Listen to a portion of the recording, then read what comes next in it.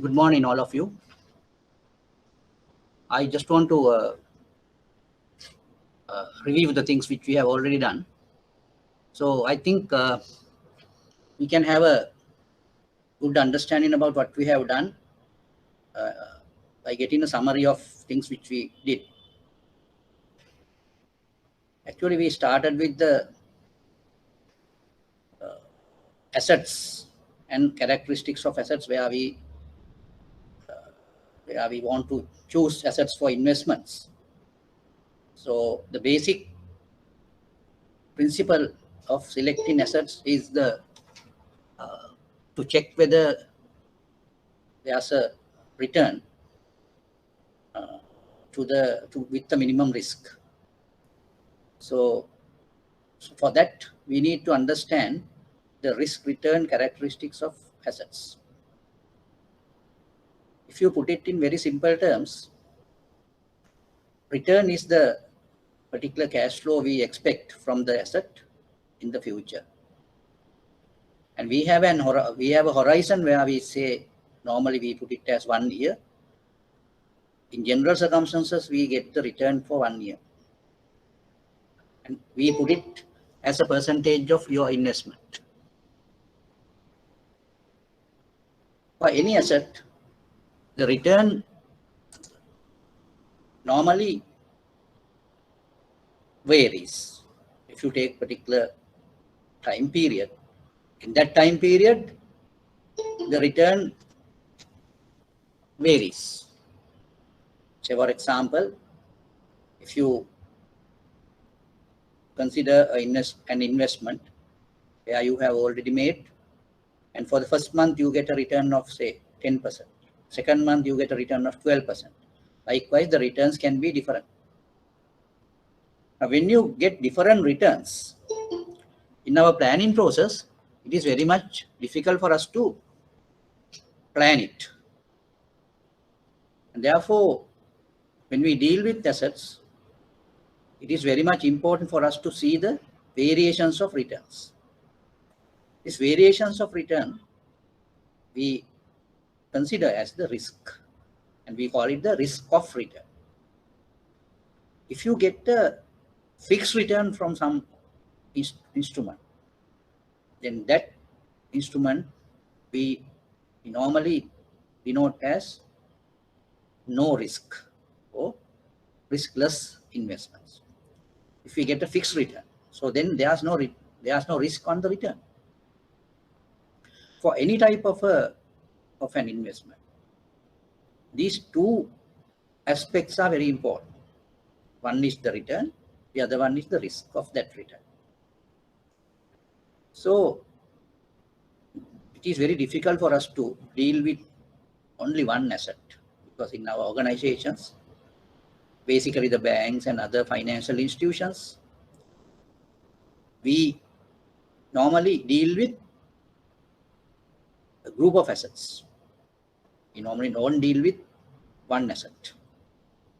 So that we call the portfolios. Now, when you deal with assets, individual assets, our concern was to see the risk and return of those individual assets. In the same manner, there are ways and means of getting the portfolio's return and portfolio's risk. Then in that case, if you take a portfolio into consideration and somehow we can manage to calculate the return, then we call it the portfolio return, and then in the same manner we will be in a position to, even though it's a little complicated, we are in a position to get the portfolio risk also calculated. So that means for a portfolio also, our main parameters are the risk and the return. So therefore, even a portfolio can be denoted with its risk and return. When you do the graphical presentation of these characteristics of these assets or portfolios, we have a graphical presentation. That graphical presentation we do on a certain graph. Now that graph consists of two axes. Now one axis represents the risk. The other axis represents the returns. So that's a universal type of a thing where we get all universal investments there, either in individual asset form or portfolio form. Whatever it is, you will get risk and return parameter for each asset and each portfolio. Now I'm just giving you the basic principles on which we study these things. Now I will represent it on the board, and if anyone was not able to really catch up those things today, the opportunity is there, so you can really get a good understanding about it, and that really is a worthwhile understanding, because with this understanding it is easy for you to deal with all the future topics which we are going to discuss. Now I will now represent the things on the board, and it is, I think that representation is better than the normal slide representation, because you can get the things into your mind then and there.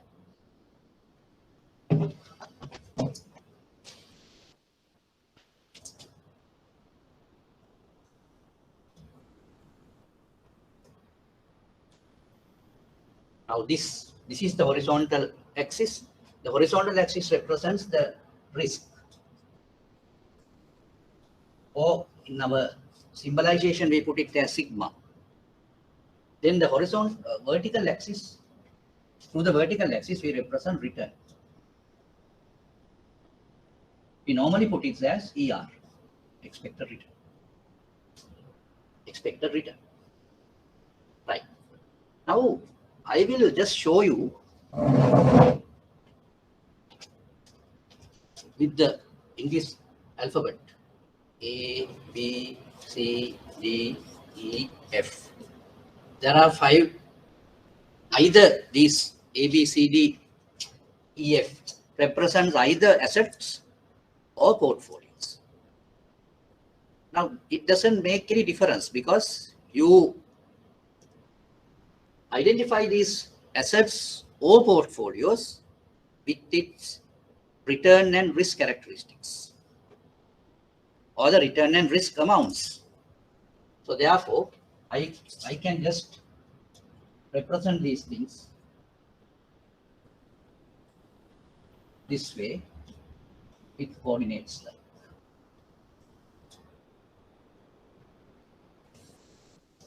Now these A, B, C, D, E, F are either portfolios or individual assets. Now for the time being, we assume all these points are portfolios. All these points are portfolios. Right? Then you have a risk. The first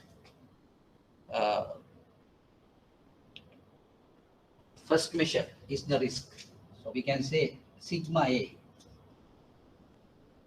and we can say the return ERA. Sigma B, ERB. Sigma C, ERC. Sigma D, ERD. Sigma E, ERE. Sigma F, ERF. Now these are the values. But if you put those values in number form, it is easy for you to understand. It is easy for you to understand. Now we can calibrate these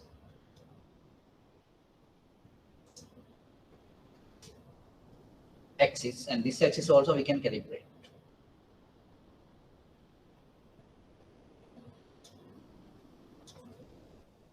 Now with these calibrations, we will be in a position to plot these points on the graph.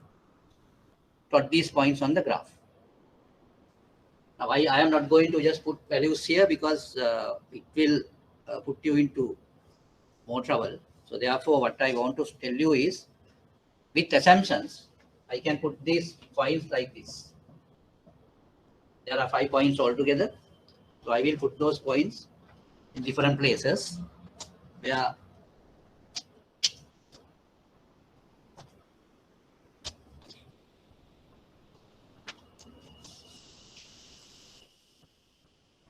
now there are 5 points altogether, 6 points altogether. So I will put it this way.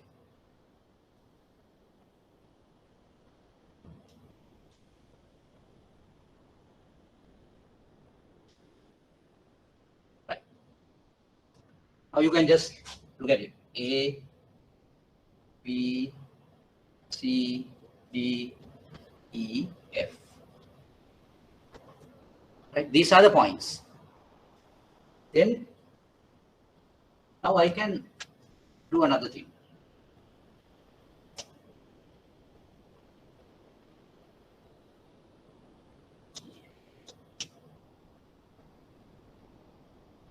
I can just connect the lines, the points which are forming the frontier.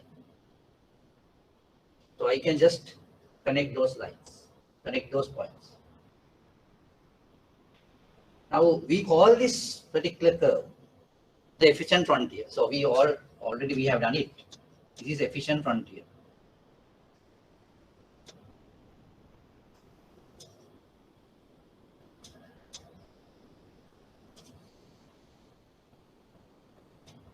Now all these assets are, and all those portfolios are risky portfolios. But in an organization, we are very much concerned about the risk. Therefore, what the organization level managers or the directors, what they do is, they devise a methodology where they can have a higher return with the minimum risk. In order to do that, they mix these portfolios with risk-free assets. Risk-free assets. Now, what are the risk-free assets? Normally, the government securities are taken as risk-free assets. How do you say it is risk-free? Because its return doesn't change. That is one side. The other side is it doesn't have a default risk. Therefore, there's no risk at all. We normally assume that in that way. But even though we assume that, there can be risk for those instruments if the instrument is a longer term one. Therefore, we assume the risk-free rate as the rate for a 1 month treasury bill. That is the risk-free rate. And on the other hand, all government securities are assumed as no default risk, because the government, there's no way of defaulting by the government. So therefore, we just assume the government securities are risk-free, basically with the credit risk. But if you want to just avoid the other risk also, we put it to a very low tenor, 1 month. That is why we assume 1 month treasury bill rate as the risk-free rate. Now, in order to have a higher return with the lowest risk, the strategy followed by the investors is that they mix risk-free assets with risky assets. As and when they mix risk-free assets to the risky assets, the portfolio if you do that, and you can have a mix of that. So in other words, you can have risk-free assets 20% and risky assets 80%. Risk-free assets 50%, risky assets 50%. Risk-free assets 30%, risky assets 70%. Likewise, you can have a mix. Now with all these mix, if you get their risk return characteristics, you can have this type of points. And if you plot it on this same graph, then you will get a straight line as the efficient frontier. So that straight line comes like this.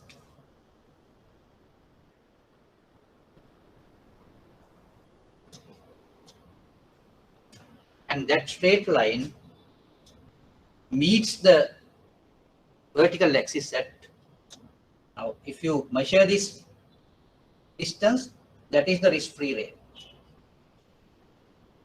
This is the risk-free rate. And this line is called the capital market line.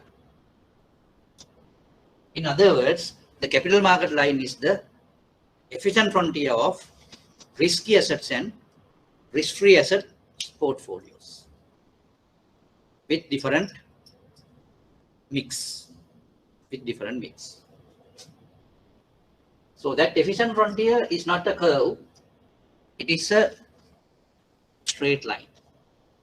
It is a straight line. It is not a curve.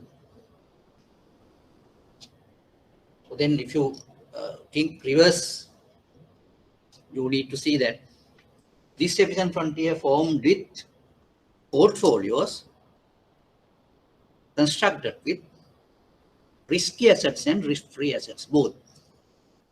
I think that represents most of the organization's portfolio constitution in most of the organization. Now, if you take a bank, they have risky assets. Now, all loan assets are risky. So that is a portfolio of risky assets. And some banks have invested in stock market. So that portfolio is also a risky portfolio. But they invested in treasury bills, treasury bonds. All are risk-free. Then if you take the total as a portfolio, then you will have risky portfolios and risk-free portfolios mixed. Then their overall risk return characteristics depend on their portfolio constitutions or the composition. So that is how they do business. And their efficient frontier also lies on a straight line. So that straight line is called the capital market line. And we just later on we discuss about something more about capital market line. Now in the capital market line, there's a particular place where it touches the efficient frontier. Now that place is denoted as in, and we call that portfolio the market portfolio, because that portfolio lies on the efficient frontier as well as the capital market line. So therefore it is the market portfolio. And this is the point where the capital market line is divided into two. To the left of this point, we call that portion the lend-in portfolios. Lend-in portfolios. All these are lend-in portfolios. And if you take the other part, we call it leverage portfolios. Leverage portfolios. So this is the point which divides the capital market line into two. But you can see this lending portfolio portion of the capital market line is limited. It is limited. Limited in the sense it starts from here and ends here. So there's a limited distance of that particular line or particular portion. But if you take this portion, can you see any limit? You can extend this to infinity. So there's no upper bound for this. So that means if an investor thinks that he can assume big amount of risk, he can get a big amount of return also. That is what it means. But risk-free will have a limit. That is why. So, in other words, the particular person who invests in different types of assets, what is his optimum position? Optimum position would be this. If that person is a risk-averse person. Right. So this is the background for what we have studied. And we did the calculations and we evaluated risk and returns of different types of portfolios. And I just explained the ways on which we can evaluate the return of a portfolio, risk of a portfolio. Now we started with 2 asset portfolios. Then we went into 3 asset portfolios. 3 asset portfolios. Even 4, 5, whatever the number of assets in the portfolio, you should be in a position to calculate the portfolio's return and portfolio's risk. If you look at it, you will find that the calculation of return would not be a complicated thing. Where you can have the weighted average of returns into the portfolio, so that will be the portfolio return. So, for example, say you have 3 assets with 20%, 30%, and 50% weights. Then what you need to do is for each asset's return to be multiplied with each weight. The total will give you the portfolio's return. So that if you have 50 assets, if you know the weight of all these 50 assets in the portfolio and each return, you will be in a position to calculate the portfolio's return without much difficulty, because it's a matter of multiplying the weight with the respective return and add up all the things. So that will give you the portfolio's return. But when you go into the calculation of portfolio risk, that is a little complicated affair. Why so? Because when you consider a portfolio, there can be several covariances with all 2 assets. Because now, even though you have 5 assets, there can be pairs 1, 2, 3, 4, 5. You can number 1 asset can pair with number 2 asset. Number 1 asset can pair with number 3 asset. Number 1 asset can be paired with number 4 assets. Likewise, so those pairs will be formed. For all those pairs, all those doubles, you have a correlation.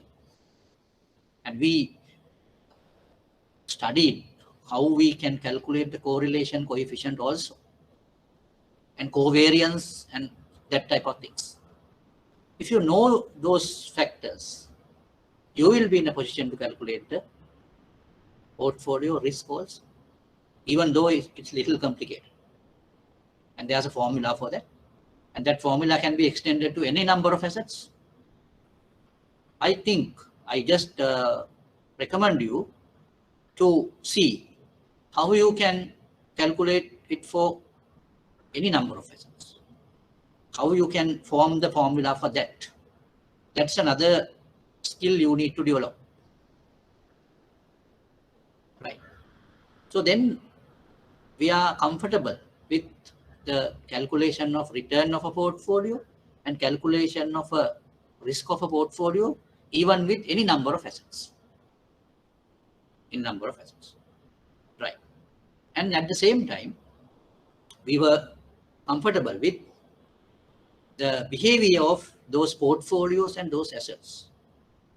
And we can represent it graphically also. Under the normal graphical representation, if you deal with risky assets or risky portfolios, that set of risky assets and risky portfolios, if you graphically present it on a graph, you will find an efficient frontier out of those points. Now that efficient frontier, what is the meaning of this efficient frontier? If you take any point on the efficient frontier, now that is the highest return with the lowest risk.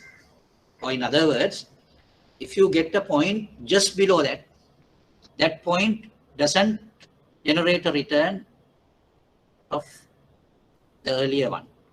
That return is less than the return generated by the portfolio lies on the efficient frontier. But it is with the same risk. So therefore, the best point we have selected on the efficient frontier.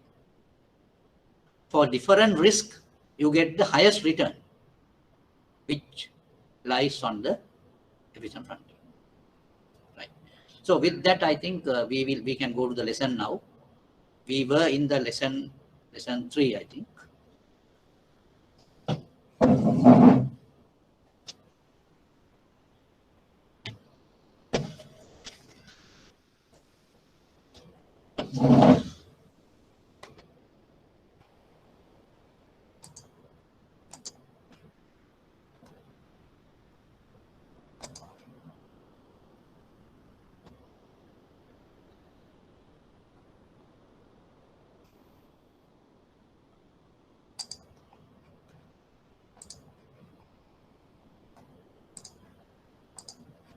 Right.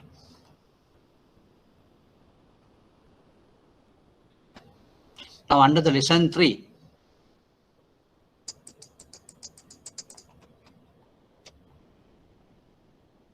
today we will just follow on these things. Now it says diversifiable and undiversifiable risk of a security, risk reduction through simple diversification, importance of characteristic line, and all these things. Actually, we have gone up to the middle of that. And I will just start from that place. I think the last time we discussed about this unsystematic risk and the systematic risk,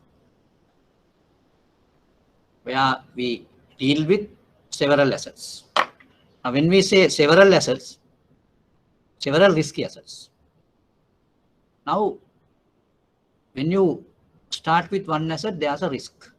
But when you have 2 assets into a portfolio, the 2 asset portfolio will have a risk which is less than the arithmetic total of these 2 risks. So likewise, when you have many assets, the risk of the portfolio is little reduced.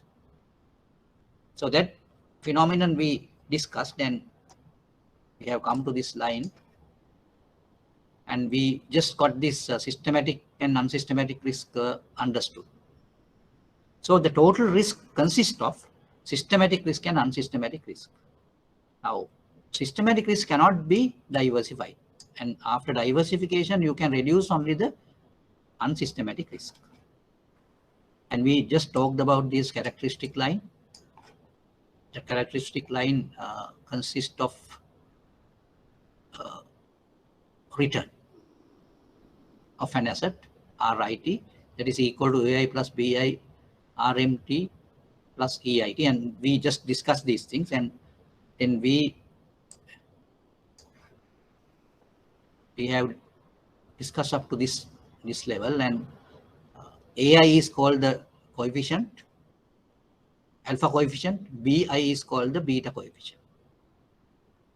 So if you take any asset and if you have the return of that asset, that return is equal to the alpha coefficient plus beta coefficient into the market return. So that is how this characteristic line is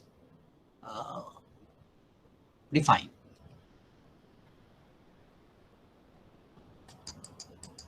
Then we will see the meaning of this alpha and beta.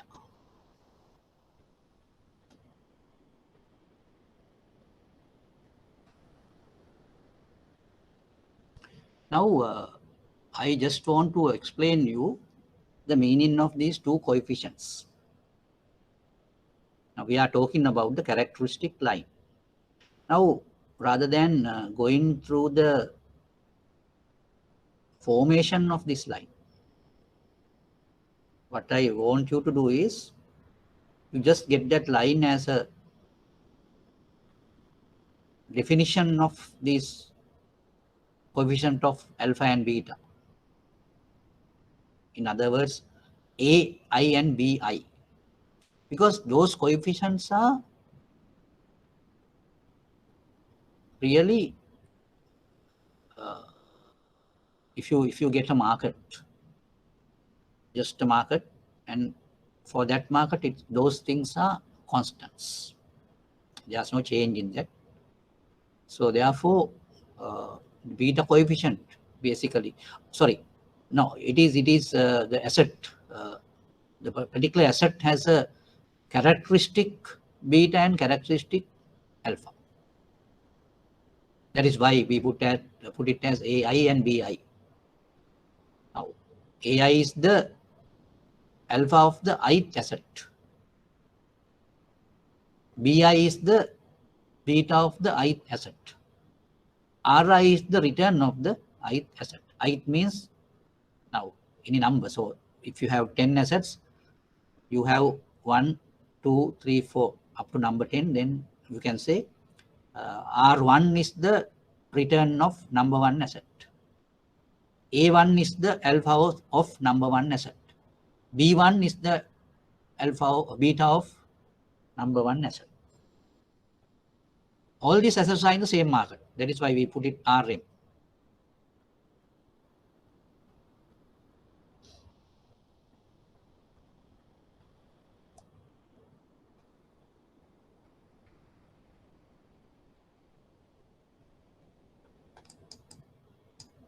Right. Then there's a methodology given here to calculate the beta coefficient. Beta coefficient is calculated by dividing the covariance with variance. Now, if you symbolize it, it is like this. Now you look at how the particular asset vary with the market return. Particular assets return vary with the market return. That comes to the numerator. And the other one, denominator is the variance of the market return. So then from that you get the beta value. I think we discuss about later a particular sum also. There we said systematic portion is equal to the rho squared or correlation coefficient squared. So therefore unsystematic portion is 1 minus rho squared. That also last time we discussed about.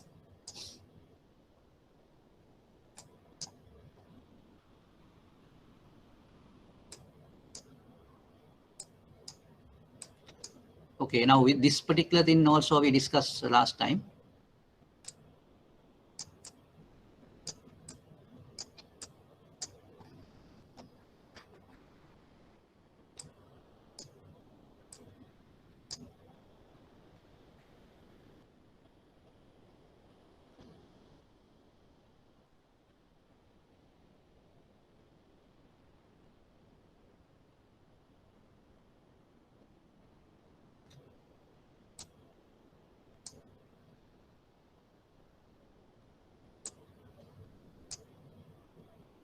Right. Now, next thing we are going to discuss is related market dynamics explained through Capm and market equilibrium. So now today we are going to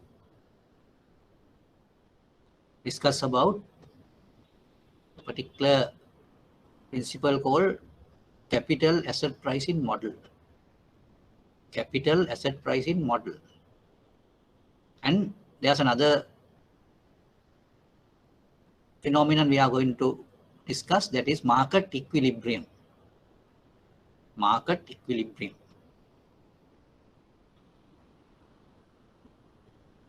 Now we will see how we can go into that discussion. Now, as we started with this characteristic line, the characteristic line was denoted as Ri equal to Ai plus Bi Rm.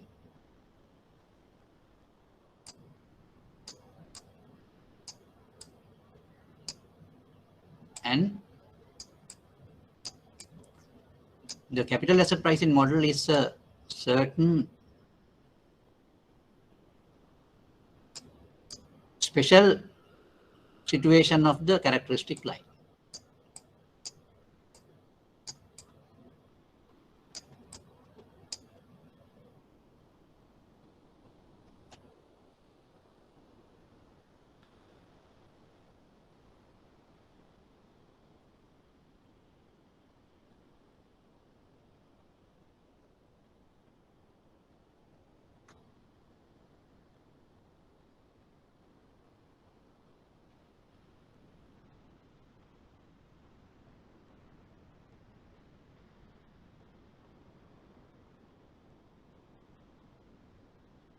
Now, the capital market line is really constructed through two axes, representing two axes, as one axis represents the expected return, the other axis represents the beta.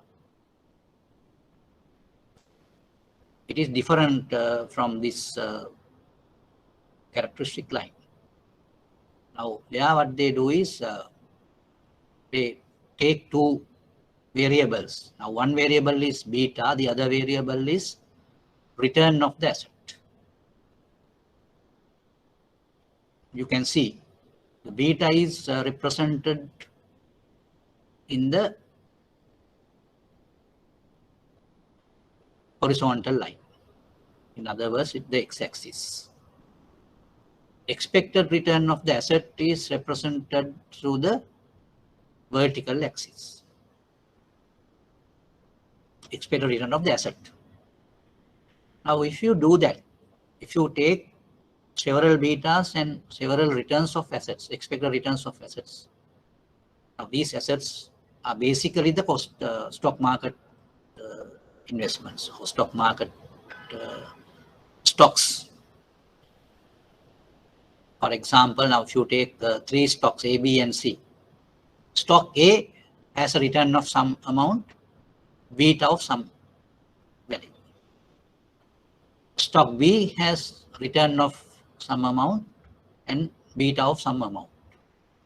Stock C has a return of some amount, beta of some amount. If you plot these on a graph, it will become a straight line. So that is what it means. If the returns are on equilibrium, that will form a straight line.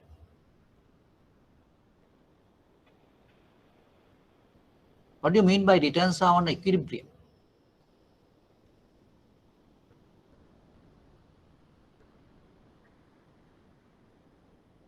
Because it has come to a certain equilibrium where you get supply and demand positions. Because of that, it has come to an equilibrium. Now, you all know when stocks are quoted in the market, there will be a supply and demand for that.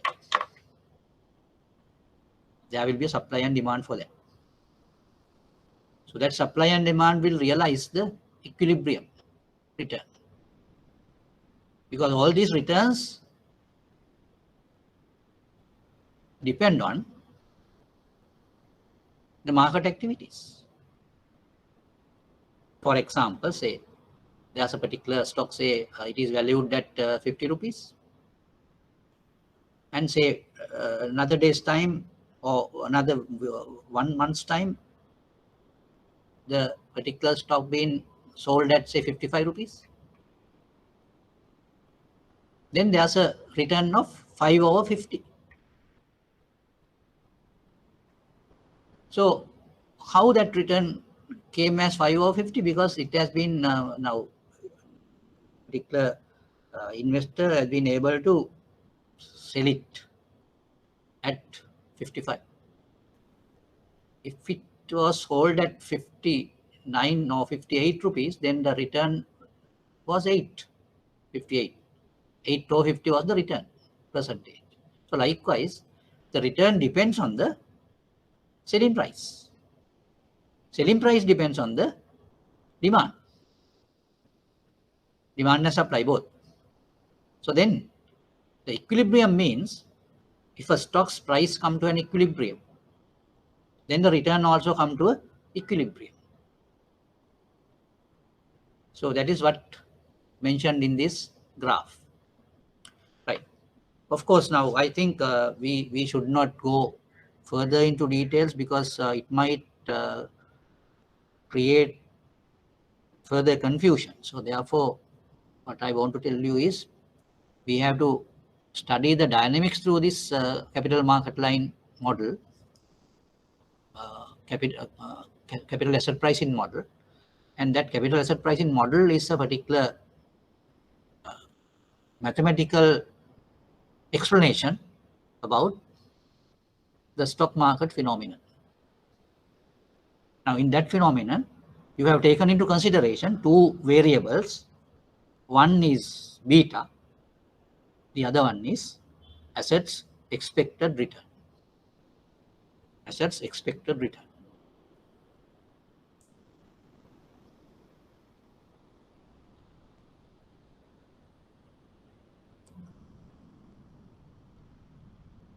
So that is what represented in this diagram. So now we will see. I will just explain it on the board also, because in order to give you a better understanding. Now this the concept of beta came through the characteristic line, and we have a definition for beta, and since we calculated all those things, now we don't have much confusion on beta, because it is the factor where we can get an idea about the systematic risk. In other words, we call it the market's risk. It is not the market risk we are talking in our risk management concepts, but it is the market's risk, not market risk, the stock market's risk. That is what you call the systematic risk. Now, beta is a representation of systematic risk. We can't say it is the systematic risk, but it is the representation of systematic risk. When the beta is higher, the systematic risk is higher. And not only that, when the beta is higher, that particular stock is called, if it is more than 1, we call it an aggressive asset. Aggressive asset. If the beta is lower than 1, we call it a defensive asset. Aggressive and defensive. Right. Now all these concepts you should be familiar with. Right. Right. Anyway, now I will just show you these things on the board and how these betas and expected returns come into the scene. And at the same time, I want to show you something else also from the market. And I will let you know how we can calculate that. in the market, stock markets publications, you will find a publication called Stock Market Daily. Stock Market Daily. Another publication called Stock Market Monthly. And in this Stock Market Daily, you will find different statistics where you get all share price index, S&P 20 index, and all that. Through those indices, we are in a position to calculate the market return. Market return. And there's a specific index called total return index. Total return index in the stock market.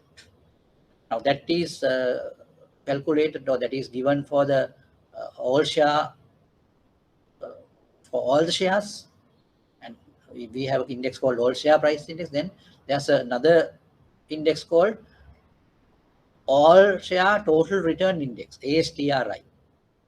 I think you have to be familiar with those things, and at the same time you should have access to these websites. Now I will just put you the website, that is csc.lk. You can get a sea of information from that website, and you all should have access, or you try to access the website and try to get enough information. I mean, as more information as possible from that website. So I think that's a good learning tool for you for the time being. And there, you will be in a position to calculate the market return. So the market return is the return given by the market. And by going through the total return index of a market, you will be in a position to calculate the market return.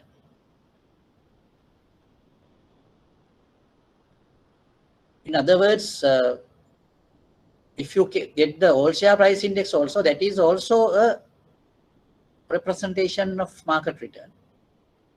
So therefore, that also can be, you can use that also to calculate the market return. So now I think you have an idea now. What do you mean by this market return? Market return is the return which we can expect from the market. And when you have a market return, then we have the market variance also. Now, market variance means now when you have the return calculated, so then we are in a position to calculate the variance also in the market. So when you get the beta into consideration, now what you do is you get one particular asset. So asset number one. Asset number one's covariance with the market return is taken. So that figure goes to the numerator, and denominator would be variance of the market return. Variance of the market return. So that is how it is been calculated. So beta is calculated in that manner. Now, if you want to get any assets beta, any stocks beta, now that beta can be changed time to time, but betas are sometimes given in a stock market daily or that type of a report. The betas can be obtained.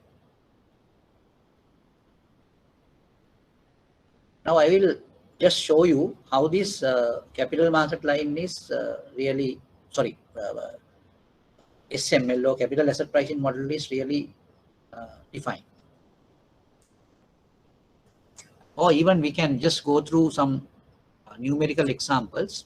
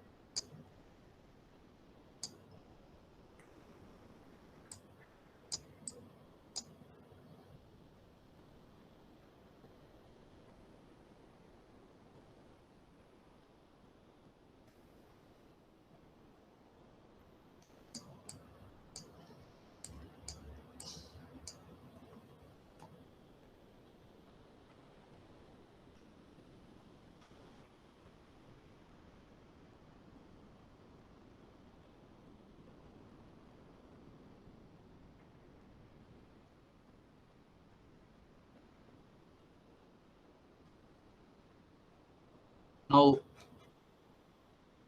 I will show you this on the board.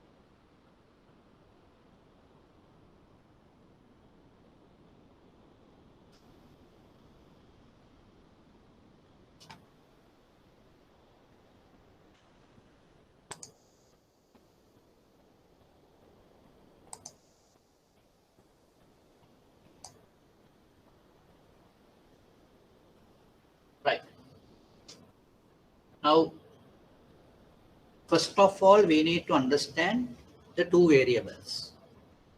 One variable is BI or beta I. Beta I is the beta of ith asset. Beta of ith asset. So that comes in the x-axis. And the other one is expected return of ith asset. Expected return. So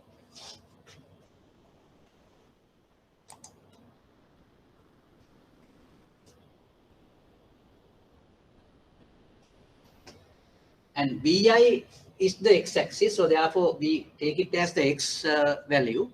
RI is it is in the vertical axis, so therefore we take it as the y value, x value and y value, right?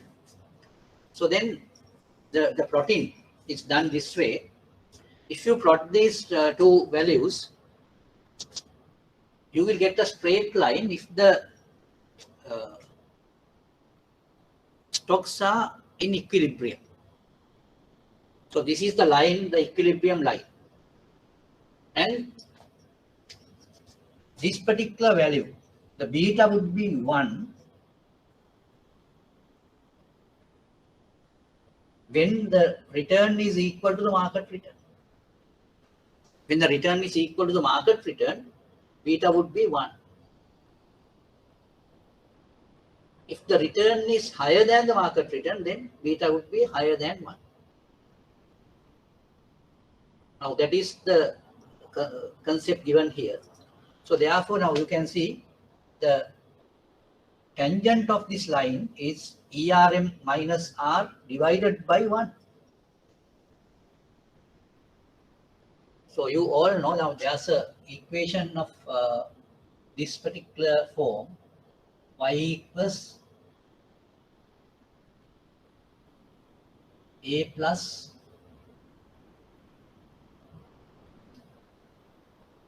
C plus mx.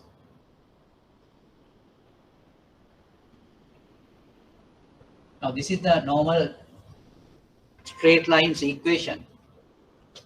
Now in this case, we can really compare this line here.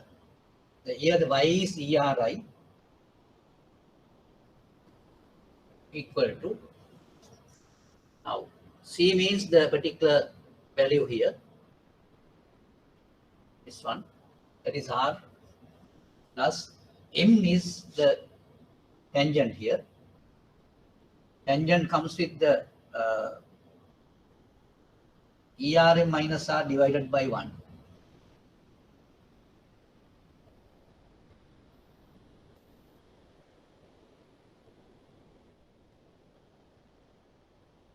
Into beta, Vi.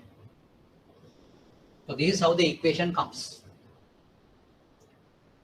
Then ERI is equal to R plus E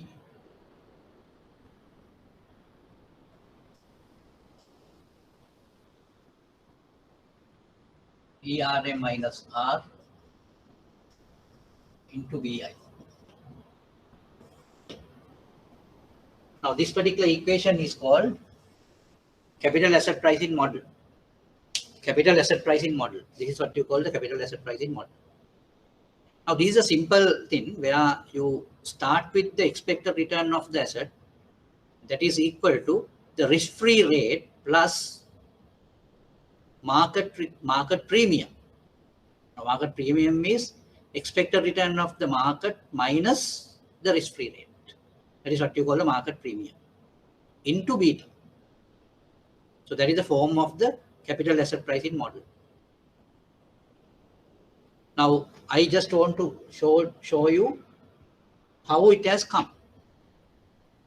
Now the plot was done through the values,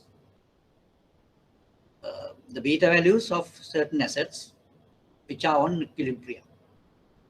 If you select such assets which are on equilibrium and we find the return of those assets and the betas of those assets. And we get those values and we plot. When you plot it, we get a straight line. That straight line is called the capital asset pricing models line. And there's another term given for that we call security market line. Security market line.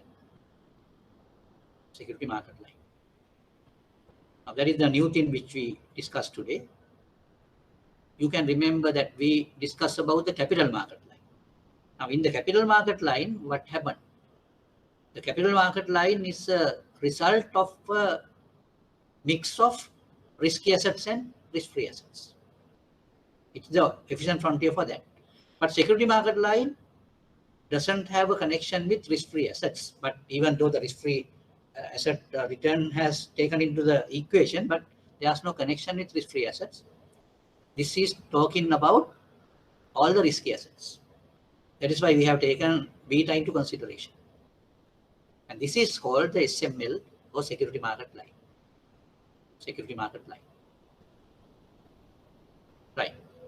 So the equation, the form of the equation is very important, and it is not difficult to memorize even.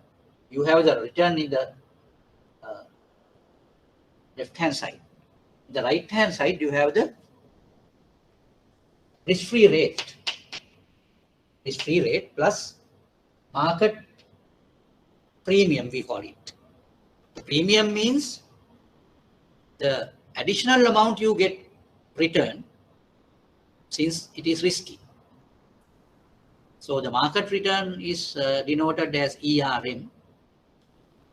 R is the risk-free rate. So the premium would be ERM minus R into beta. That is how it is being formed. And there's another concept given here. When the market return is, when beta is 1, it is the market return we are talking about. When beta value is 1. When the beta value is 1, is on the line. That line, if you draw a line, a parallel line to the y-axis, you get the value here, market return. This is the market return. And you can see this particular distance is ERM is the total amount, and we deduct R from ERM. Then you get this value. Right. So this line is called the security market line. Security market line. The concept here is we have to really identify assets which are in equilibrium or which are not in equilibrium, so that we can identify through this capital asset pricing model line or security market line.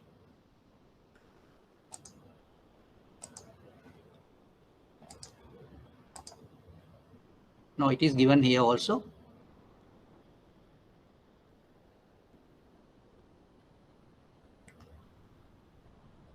Now say, for example, now if you,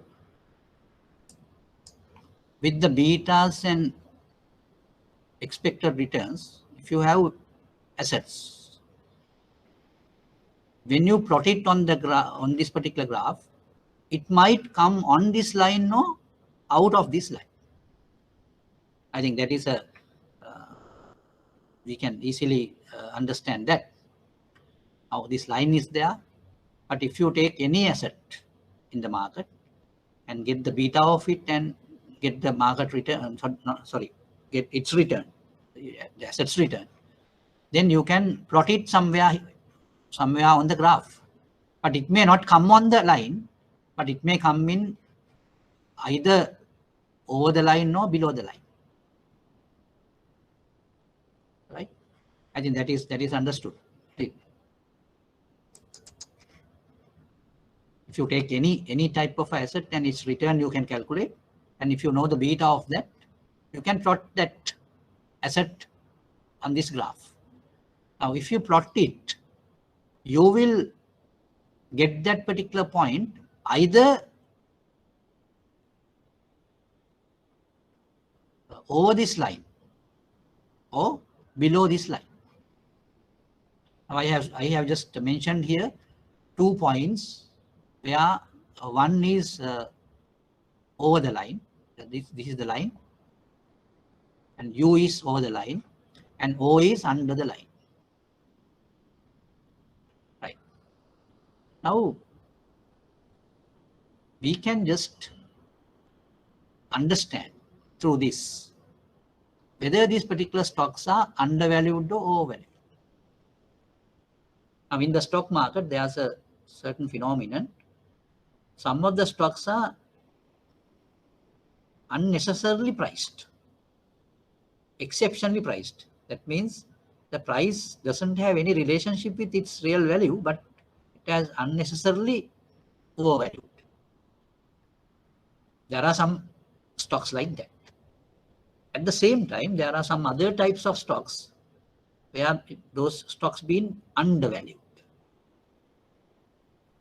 So in the market, if you really observe the real dynamics of a market, you will find all these things. In one side, you have some assets; those are highly priced. Sometimes you might not be in a position to see what is the reason of that high price, whereas it has been highly priced. So the meaning here is, so we normally call such assets overvalued.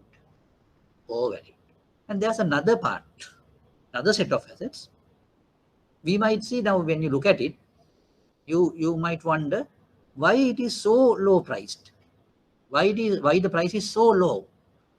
That's a particular mindset you might get into your mind, but you can't really believe that it is so much low priced.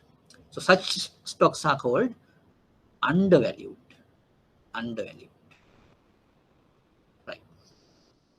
Now in our investment analysis, if you want to make decisions on selection of stocks, the main principle of selecting a stock is that stock should be a profitable stock. Now, how do we evaluate the profitability of a stock? If that stock can be sold at a higher price in the future, at a very high price, then we get a higher return. Then such type of stocks we should purchase.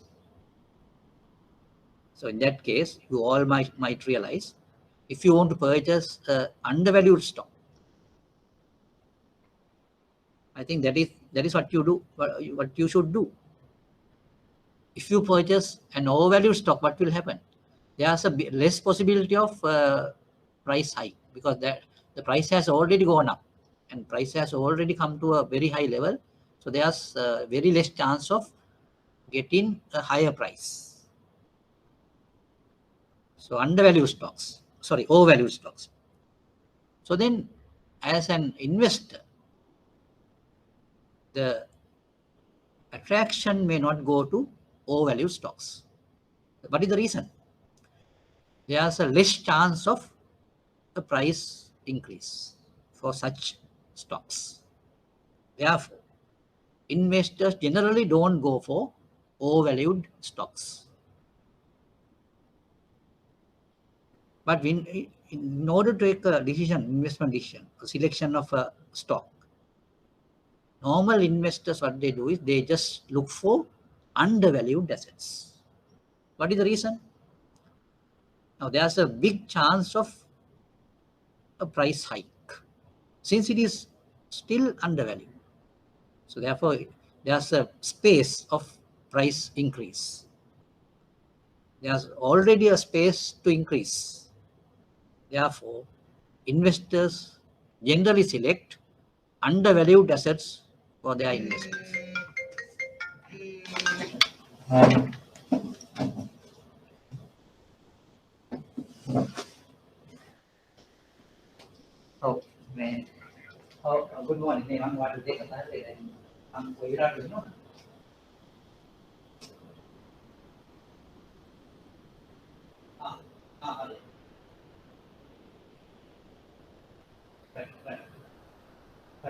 Okay. Okay. Oh, that's okay.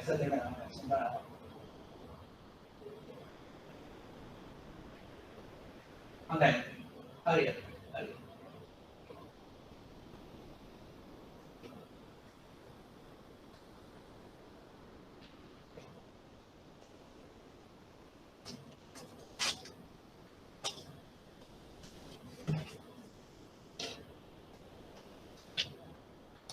Now, for an investor, this is a very critical type of a decision. Now, I think you should be in a position to understand this phenomenon, because in any stock market, you find there are stocks which we can see show value, and that means the price hikes are very much impossible for such type of stocks. But there are another category which are undervalued. So those stocks can have a chance of a price hike. So therefore, if an investor selects stocks from a stock market, that particular person normally selects undervalued stocks, because undervalued stocks, for undervalued stocks, there's a potential higher return than the equilibrium return. That is what it means. Than the equilibrium return. Overvalued stocks will have a lower return than the equilibrium return. Overvalued stocks. Conversely, inversely what we do is, you can compare it with the equilibrium return. Now, if you calculate a return of a certain stock and see that it is higher than the equilibrium return, then we call it undervalued stock.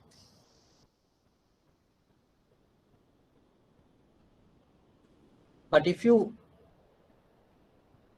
have another one, and you know its equilibrium return, and you have a calculated return of that particular stock, and that return is lower than the equilibrium return, then we call it an overvalued stock. I think you get my point.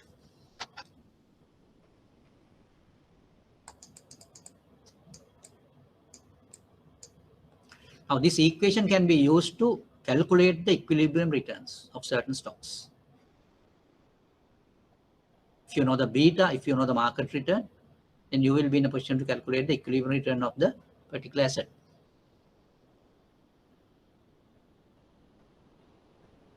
Now, here it says the market return can be calculated through this ASPI or S&P, that type of index.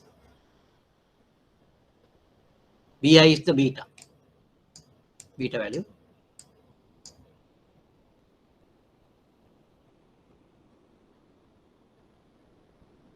Now, in this particular case, rather than the capital asset pricing model, rather than the capital market line, now in the capital market line, you all have the efficient frontiers or whatever. But in the capital market line, it doesn't mention that way, but it is all the assets are in equilibrium. That is what we can understand on the security market line or the capital asset pricing model.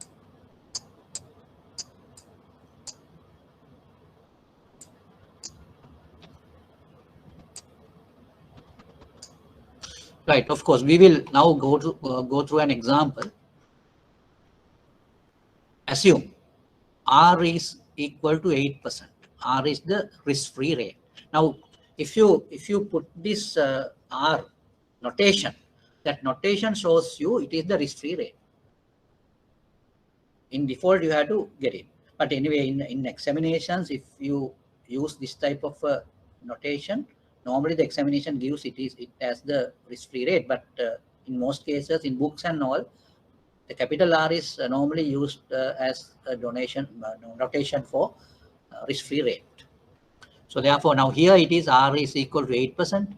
ERM is the market return, that is equal to 14%, and beta is equal to 1.25 for the ith security. So therefore, now first thing, the calculation has to be done for the expected return for security I. Now the solution is given here. Now you can use the capital asset pricing model. Expected return is equal to, or equilibrium return is equal to R. R is the risk-free rate plus ERM minus R, that is the market premium, we call it risk premium, into beta EI. So when the calculation is made, you get the value as 15.5. So that is the equilibrium return of security I. Now here it is mentioned as expected return, which is okay. Expected return is the equilibrium return. It is on the capital asset pricing model or that security market line. Then B, what happens to ERI of the security if ERM increases to 16%? Assume the other inputs do not change. So these are simple things, because what you need to do is only to increase ERM to 16%. Now it was earlier at 14%, whereas now it has gone to 16%. So when it goes to 16%, what will happen is the equilibrium return will go up to 18%. In the calculation, you can see that. Then C, what happens to ERI if beta falls to 0.75 and everything else stays the same? Now here, what this the meaning of this particular calculation is to show you how this expected return varies with changes in market return and changes in beta. Now here you can see when the market return goes up, expected return has gone up. When beta goes down, now earlier the beta was 1.25, now that in the part C, the beta has gone down to 0.75. So then the expected return has further goes down to 12.5. Then example 2 says, assume R is 10%, ERM is 16%, and the return on stock C is 18%, and calculate the beta. So that also can be done by going through this equation. Now all these things are, I think, understood. I will just go to the example 2 also. There the assumptions being changed, where we assume the risk-free rate as 10%, expected market return as 16%, and the return on stock is 18%, the equilibrium return. So just apply the equation. 18% is equal to 10% is the risk-free rate plus the risk premium would be 16 minus 10, that is 6 into BC. BC is the beta of stock C. So then beta can be calculated by solving the equation. Now you have 10% here, 10% when you just take to the other side, it will become minus 10 and it will become 8% the other side. And BC into 6% is equal to 18%. So not 18%, 8%. So 8% divided by 6% gives the value of BC. That is 1.333. Then part B, what is stock C's return if beta is 0.75? Now there the return to be calculated when the beta is 0.75, it will become 14.5. When you go to the example 3, assume R is equal to 9%, ERM is 15%, the expected returns and betas are given below for 3 stocks. Now there are 3 stocks here. These are the expected returns, right? Those are expected returns. If you calculate the return through the capital asset pricing model, right? If you calculate the returns to the capital asset pricing model, those returns are known as equilibrium returns. Equilibrium returns. Now, if the expected return is higher than the equilibrium return, such assets are called undervalued. If the expected returns are lower than the equilibrium return, we call such assets overvalued. I think I just explained the logical background behind that.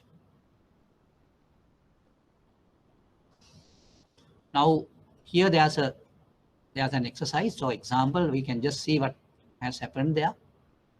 Assume the risk-free rate as 9%, expected return on the market as 15%. Betas are given below. Alpha company, expected return is 14%, expected beta is 1.2. Now, with that, can we calculate the equilibrium return of alpha? Yes, we can. Now, you can just look at the further solution here. It is necessary to determine the equilibrium return of stocks compatible with Capm. Right. Now, ERI is equal to risk-free rate is 9% plus the risk premium is 15 minus 9, that is 6 into BI. So, BI or alpha of beta, alpha company's beta value is given as 1.2. And 1.2 we can apply here. Then expected return, or we call it the equilibrium return of alpha, comes as 16.2. In the same manner, we calculated the equilibrium return of B, or B, the next company, that is, what is that company? Bob company. Bob company has a equilibrium return of 13.5. Then the next company, that is called Cute company. Cute company will have a equilibrium return of 18% as per the calculations. Now what we need to do is we need to compare these equilibrium returns with expected returns of the same company. Now for that instance, now we have already calculated the equilibrium return of alpha, that is 16.2, and we need to compare it with its expected return. It is 14. Now in this case, you find that expected return of alpha is lower than the equilibrium return. Lower than the equilibrium return. The equilibrium return is 16.2. So that is only 14. It is lower than the equilibrium return. So then what is the decision we take?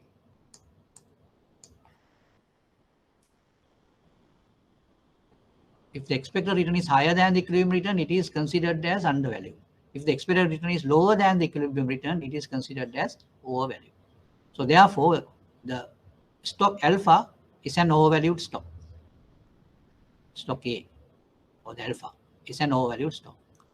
Now we just look at stock B and see what happens. Stock B has an equilibrium return of 13.5. What is its expected return? 15%. Its expected return is higher than the equilibrium return. So then that stock is what? It is an undervalued stock.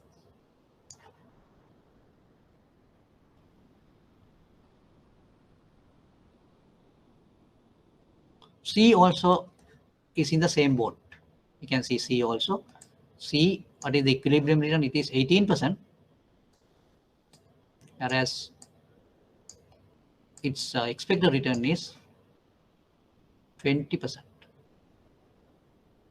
Expected return is 20. Yes, expected return is 20. Therefore, expected return is higher than the equilibrium return. Then there also you find that the Cute company's stock is undervalued. Then, as a summary, we can say Alpha company's stock is overvalued, B and C company stocks are undervalued. Now, as an investor, if one wants to take a decision, then that person will think, if one wants to take an investment decision with these findings, a rational decision can be taken. A rational investor may decide to purchase stocks B and C, not stock A.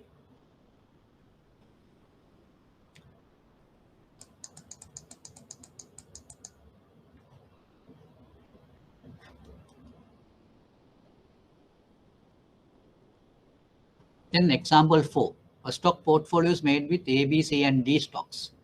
Respective betas of these stocks are, those are given respectively 1.2, 0.75, 1.5 and 2 respectively. Each stock contributes 20, 30, 40 and 10% weights in market value to make up the portfolio. Determine the overall beta of the portfolio. Now, when you calculate an overall beta of a portfolio, now you go through the weights. Weight with respective betas to be multiplied. This formula is given here. And we call it the portfolio beta. Portfolio beta is 1.265 with this calculation. Right. Now we will go to the problems. Right. We will just start with number 1. Question number 1. Mr. Jayatunga is considering investing in the stock of the Lotus Corporation. He expects Lotus Corporation to earn a return of 16%. That is expected return, right? Lotus beta is 1.4. 1 month treasury bill rate is 8%. And the SPI index return is 14%. Should Mr. Jayatunga invest in the Lotus Corporation? So that is the question asked. But in order to answer this question, you need to calculate the equilibrium return of Mr. Jayatunga's investment or the Lotus Corporation.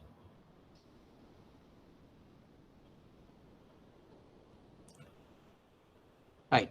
Just give a, you can work it out and give an answer. Just do it.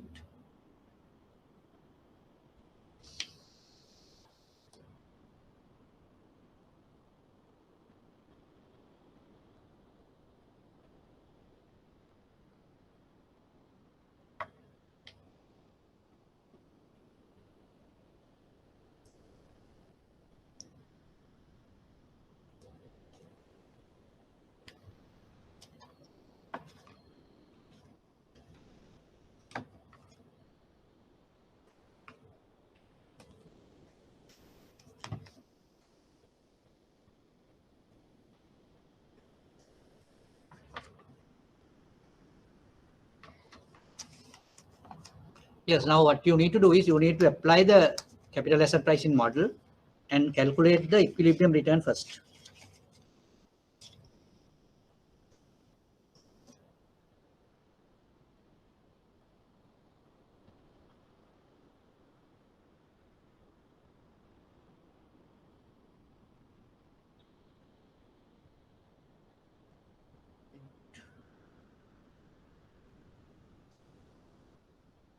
Plus.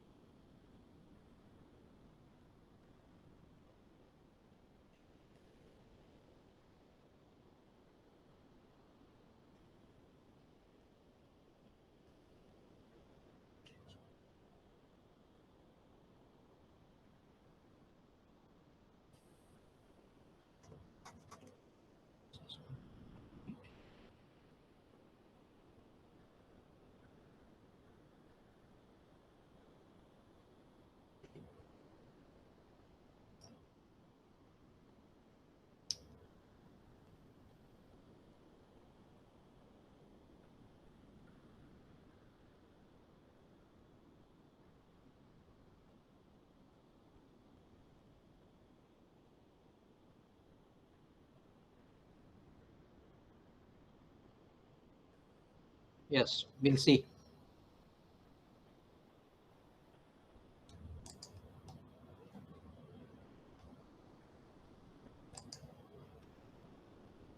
Yes, just answer the question.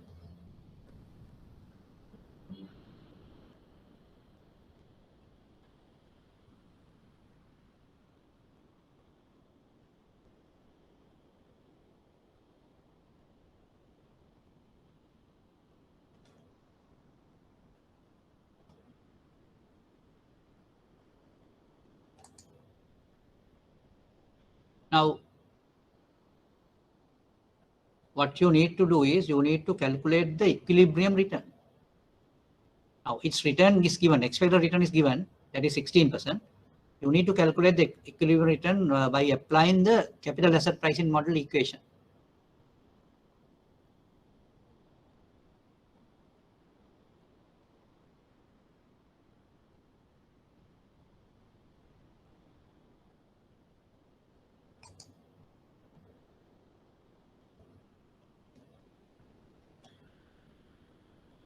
Uh, 19.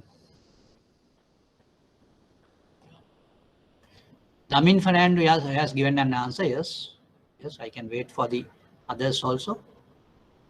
Udeshan given an answer, but he has not given the decision.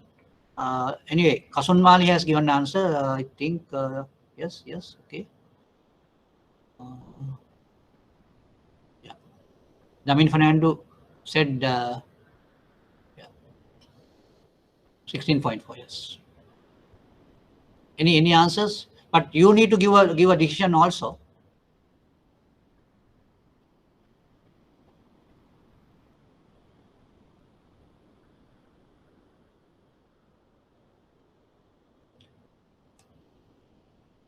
Lakshika, yes, correct. Answer is correct, but you need to give the decision also.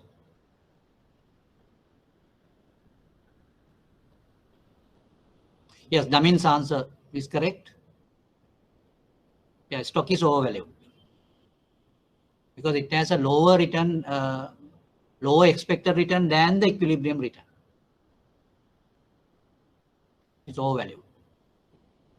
Right, good, good. Shamali, yes, correct. Stock is overvalued. Okay, I think that doesn't make a big, big burden on you. But anyway, we will check the other one also.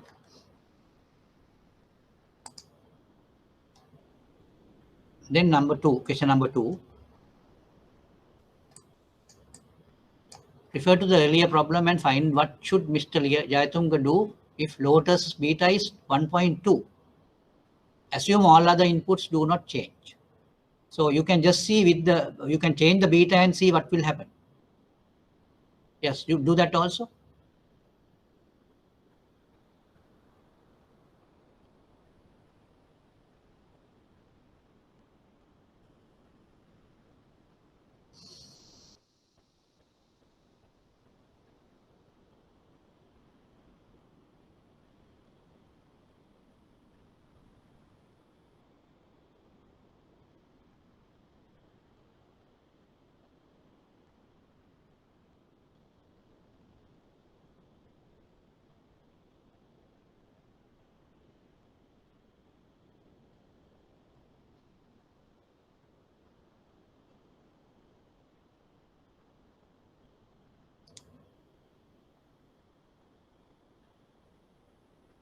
This is a simple one.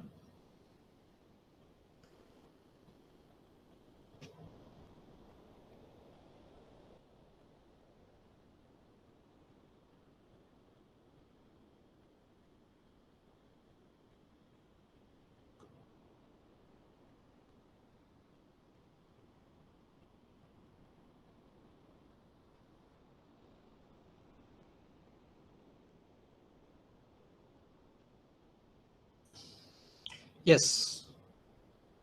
Any change in the investment decision if that is the case? Yes. Kasunmali's answer correct. As per the second option, you can invest. Yes. Chetana, Sunmali, yes. All are correct. Correct. Because it's only 15.2. Yes. 15.2, that is less than 16. Therefore, the expected return is higher than the equilibrium return. So therefore, it's a undervalued stock. Therefore, the investor can invest. Okay, Laknath wanted the calculations to be done on the board, right? Okay.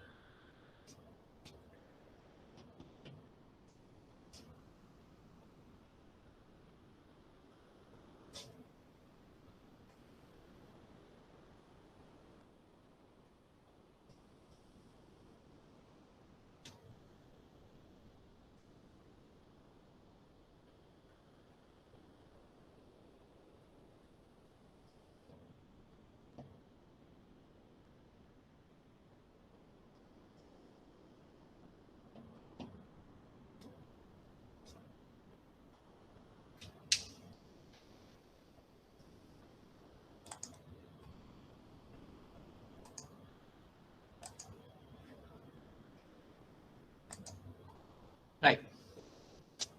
Now, as per the problem, the expected return of Lotus is given as 16%. Beta is given as, Lotus beta was given as 1.4, and risk-free rate is given as 8%, and expected return of the market is given as 40. Now, what we need to do is we need to apply the capital asset pricing model. Now, I will just write it here. E. Now, here the E means equilibrium return of L is equal to R plus ERM minus R into beta EL. So EL we are going to calculate. R is risk-free rate is 8% plus ERM is 14%. Then 14 minus 8. 14% minus 8% into BL. BL is beta L, that is 1.4. Now when you say 8% here and 14 minus 8 is 6% into 1.4. Now 6 into 1.4 comes to 8.4% and here 8%. Altogether it would be 16.4. 16.4. Then expected return is 16%. Equilibrium return is 16.4. So therefore, expected return is lower than the equilibrium return. So then it is an undervalued, sorry, it is an overvalued stock. Therefore, we are not going to invest in that. That is the answer. Okay.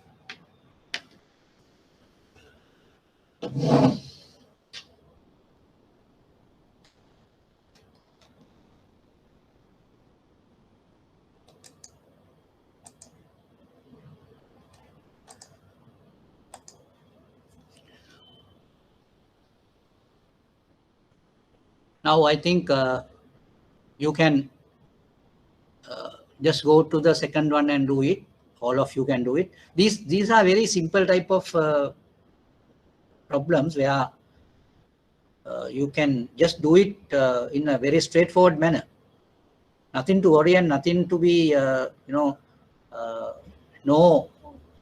hidden type of things here. All are very, very open, no issue. Then we go to the question number 3. The Coira investment company manages a stock fund consisting of 5 stocks with the following market values and betas. Beta values are given, and at the same time the market values are also given.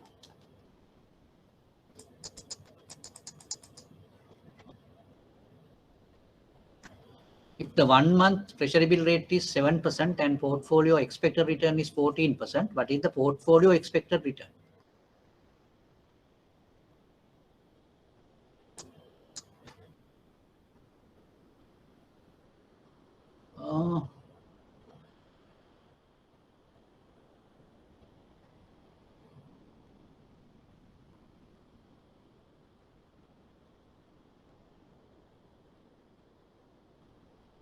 I think there's a small mistake. This I'll just say,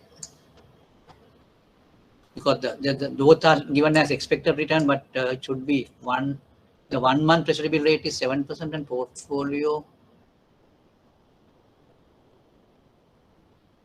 No, it should be the market expected return. Just make it you can change it, or you can just amend it to market return. It's 14%, right? Market return is 14%, not the portfolio expected return. But you have to calculate portfolio, not the expected return. You need to calculate the equilibrium return. You need to calculate equilibrium return. I think you can make the necessary amendments here. This is not the, now if the 1 month treasury bill rate is 7% and it is not a portfolio expected return, it is to be market return. Market return is 14%. Market return is 14%. What is the portfolio expected return?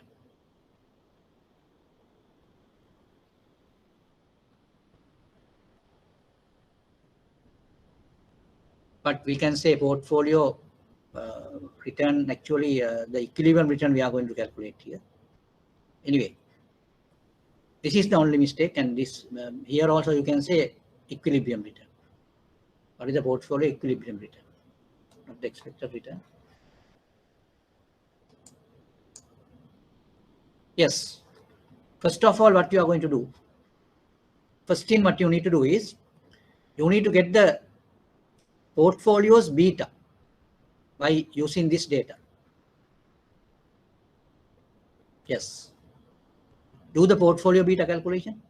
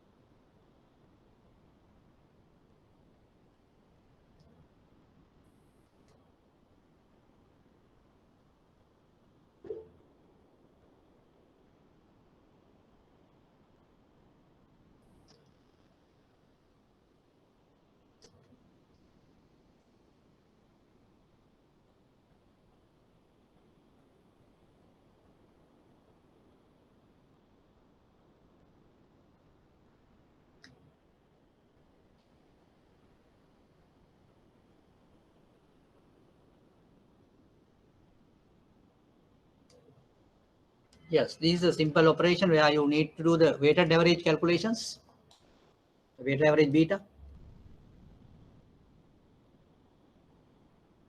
Market values are given, so you can calculate the weights. Now, for example, Zenith has a weight of 100,000 up, 100,000 upon 500,000. That is 1/5. It is 0.2. Weight of zenith is 0.2. Likewise, you can get the weights.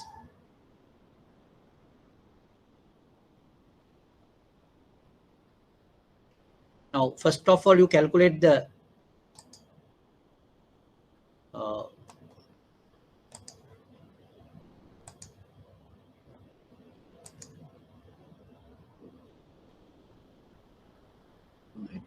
wait. Asunmali's answer is correct. Lamin, you are also correct. Now, that is the portfolio beta. Now, when you get portfolio beta, what is the next thing which you need to do? You apply the capital asset pricing model for that and arrive at the equilibrium return.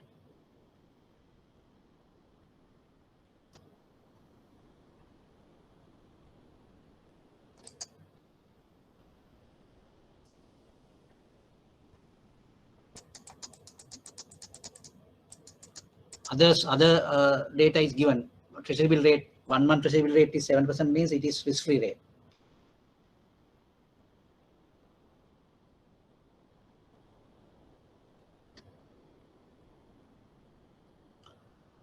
And expected market return is 14%. So 7 into 1.0725 plus 7. 14.507.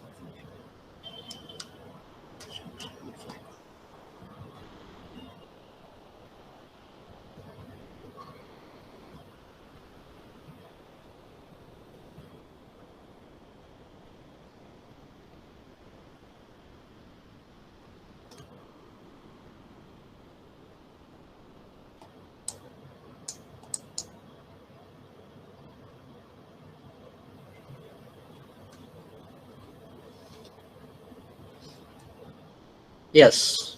What is the equilibrium return?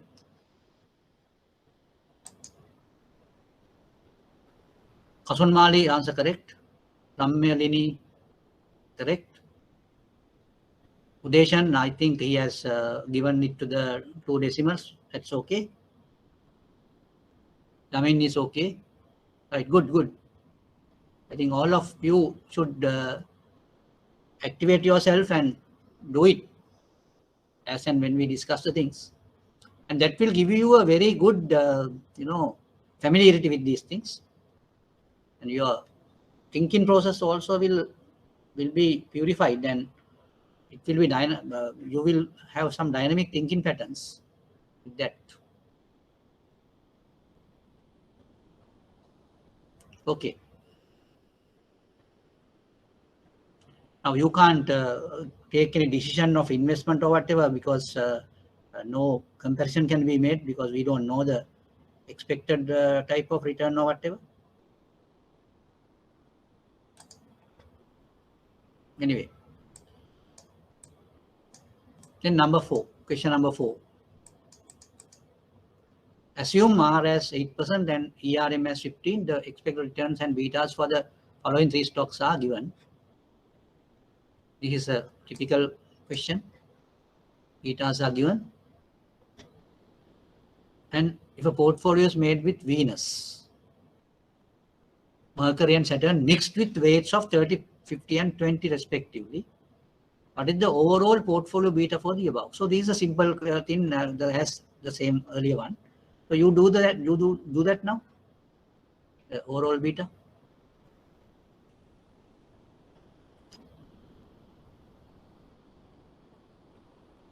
Very simple.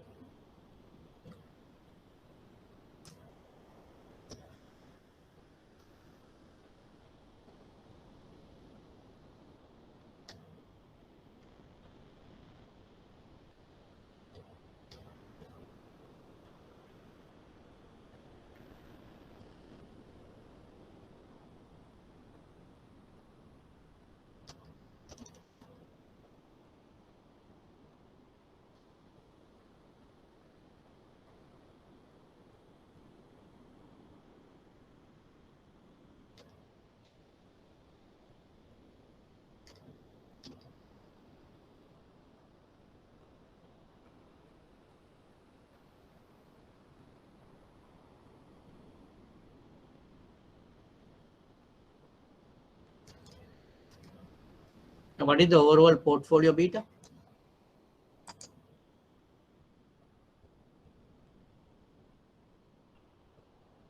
Yes, Damin.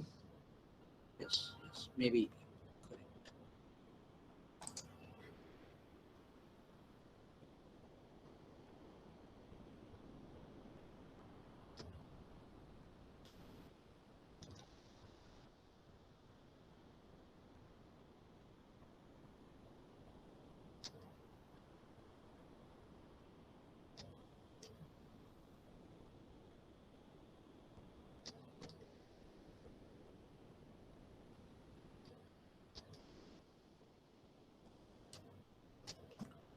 Your answers are correct.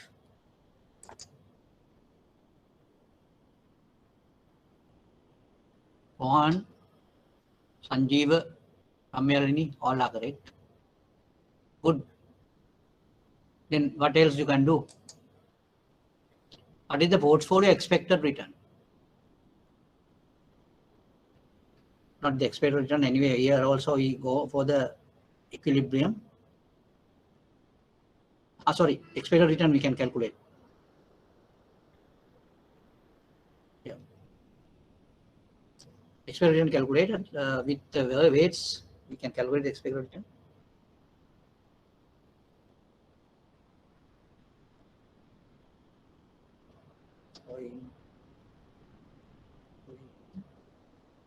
Plus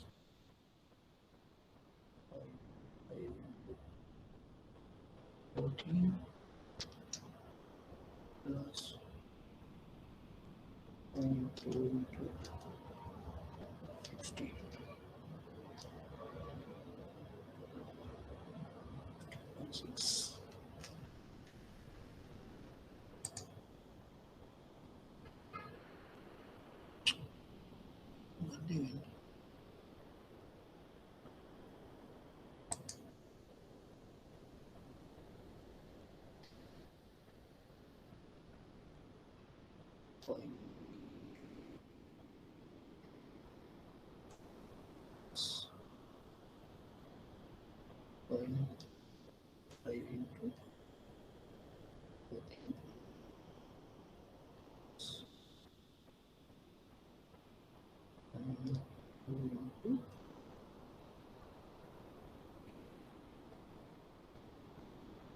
6.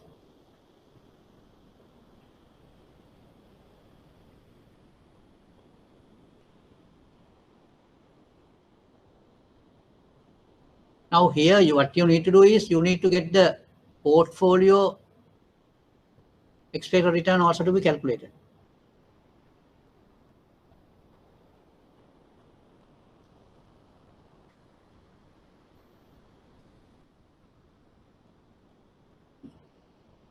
What you do is you just calculate the equilibrium return also, right? Equilibrium return, you calculate beta calculated, no?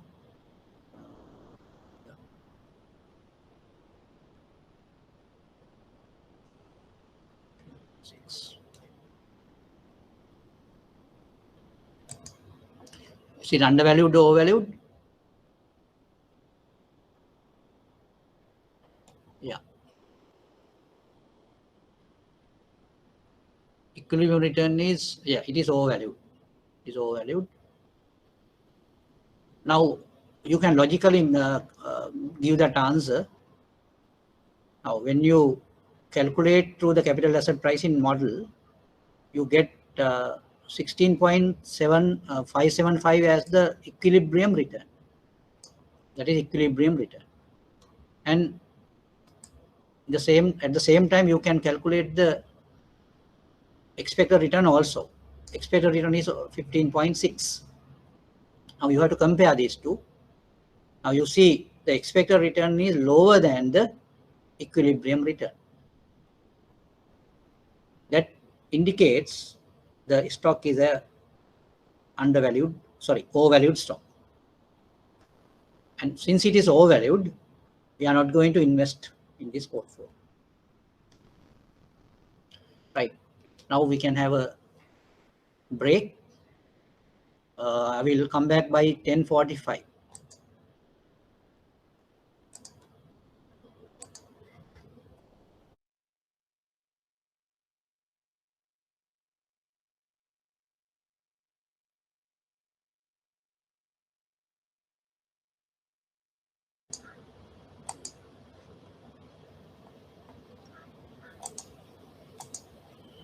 Right, coming back to the scene, the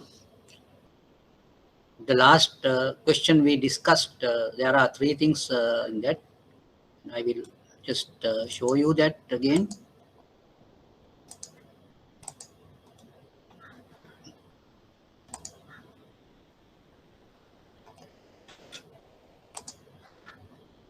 Now here the last one, portfolio expected return we calculated, and then which stocks are undervalued or overvalued. Now there what we have to do is we have to go through each and every stock and see each and every stock's equilibrium return. Expected return is given. So with that, we can take a decision whether to invest in that stock or not. That is what we can do. I think you have done it for Venus, Mercury, and Saturn. Have you sent the answers for that?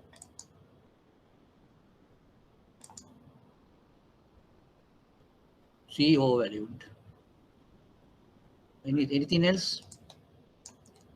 Just see what are the types of valuations, or whether you are going to invest it or not. That you can just send. Now, for example, Venus. Now, this Venus stock, their expected return is 18%, and since the expected beta is given, and market return is also given, and we can just calculate the equilibrium return of this Venus. What is the equilibrium return of Venus?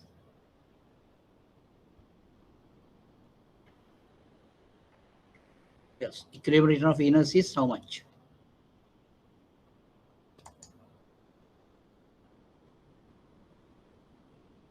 Equilibrium return is, yes, Murthy has given some answer. Anyway, we will check.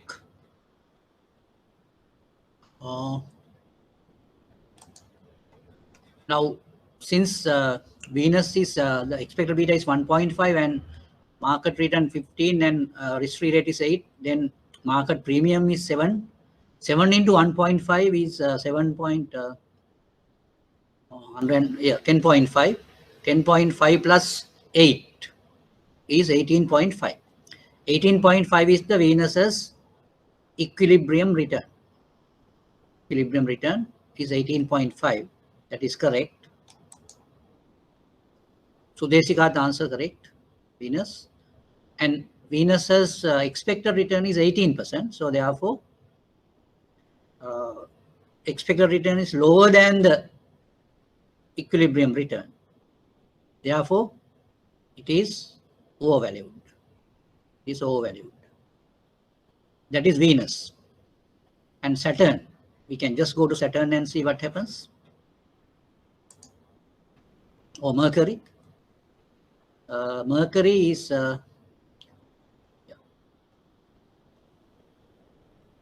0.75 is the beta, and market premium is 7. 7 into 0.75 is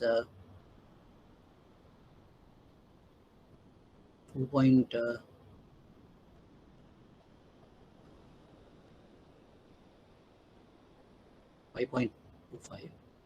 5.7, 8, 13.25. Yes, the equilibrium return is lower than the expected return. They are also. Then Venus and Mercury.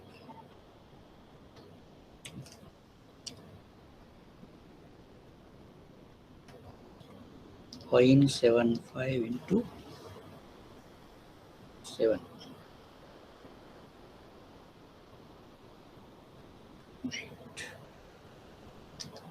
13.25. Equilibrium return is, yes, market return is higher. Therefore, it is Mercury. Yes, Mercury. We can invest in Mercury because it is undervalued. Is undervalued, and Saturn. Saturn is 2 into 7, 14, 22. Yes, they are. It is equilibrium is 22% and expected return is 16%. So therefore, it is lower than equilibrium. Then it is overvalued.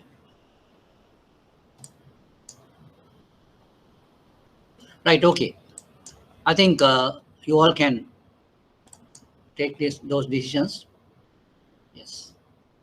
Sudeshika, I think she did it. Right. I think you can go by the logical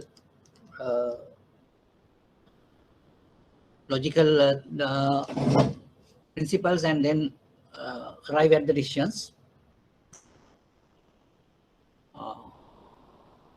Murthy has given that answer, and Venus and Saturn overvalued and Mercury undervalued. That is correct. And therefore, the investment has to be made only on Mercury. You have to refrain from investing in Venus and Saturn. Okay. Right. I think with that, we have done a certain type of questions, and we have been able to get some idea about it. And here what we have gone through is beta values, indexes, market returns, and that type of things. Now I want you to just give some idea about the information available in public domains where you can make use of and get a real understanding about these things and in real terms and in practical situations, what are we going to do? So for that, I will show you a certain publication issued by the Colombo Stock Exchange, where you get the data, and I will just forward you the Colombo Stock Exchange daily publication. We call it the CSC Daily. I think some of you are familiar with these publications.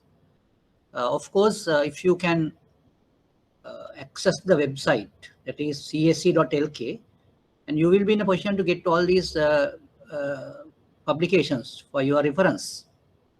I will show you that. Now, this is what you call the Stock Market Daily, CSC Daily. And this particular publication is on 1st of November situation. You just look at these indicators. First, we discuss about the price indices, and first mentioned is the all share price index. Today's value, or November 1st value, is 10,132.12, whereas the earlier day's value was 10,162.93. Now it shows that there's a drop in the ASPI when you compare it with the earlier day. Now that is the indication given by the daily publication, and you have another index, that is S&P Sri Lanka 20. There the November 1st index value is 3,678.35, and earlier day's value is 3,708.52. So there also a drop has happened, and you can just see there's another type of indices given here, and it is called TRI on all share. So that means ASTR, right? All share total return index. Now this total return index gives, I think it plays a major role in the calculation of returns. So there, I think it is better to use than the all share price index, this total return index of all share. So all share total return index, we can make use of that index to calculate the market return. Now I will show you how we calculate the market return by looking at that. Now I can just tell you the way it can be calculated. Now you just see in this particular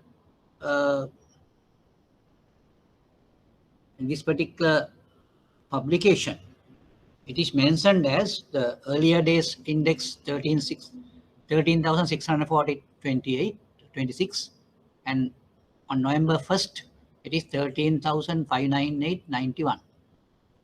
Now, can you just calculate the, now there's a drop here. Can you calculate the drop in percentage form? I mean, the percentage drop. Can you calculate that? It's a daily one. For one day, it has happened. Can you just do that? You do the calculation and see what is the percentage drop in these 2 days.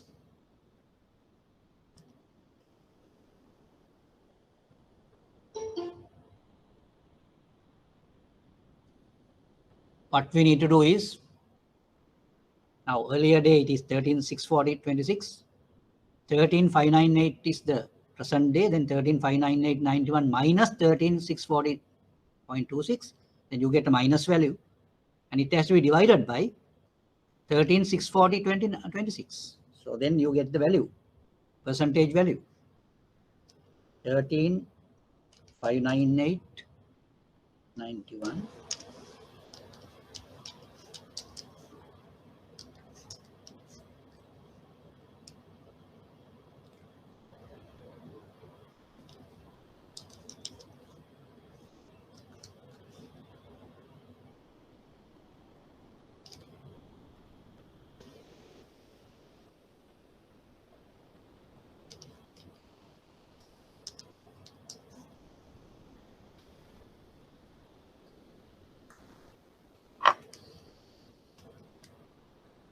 Yes.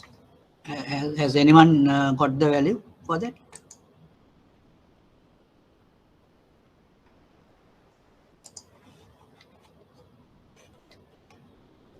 Has anyone got the value? Now, this is a simple operation, but what you need to do is you need to just see the two values and 3.03.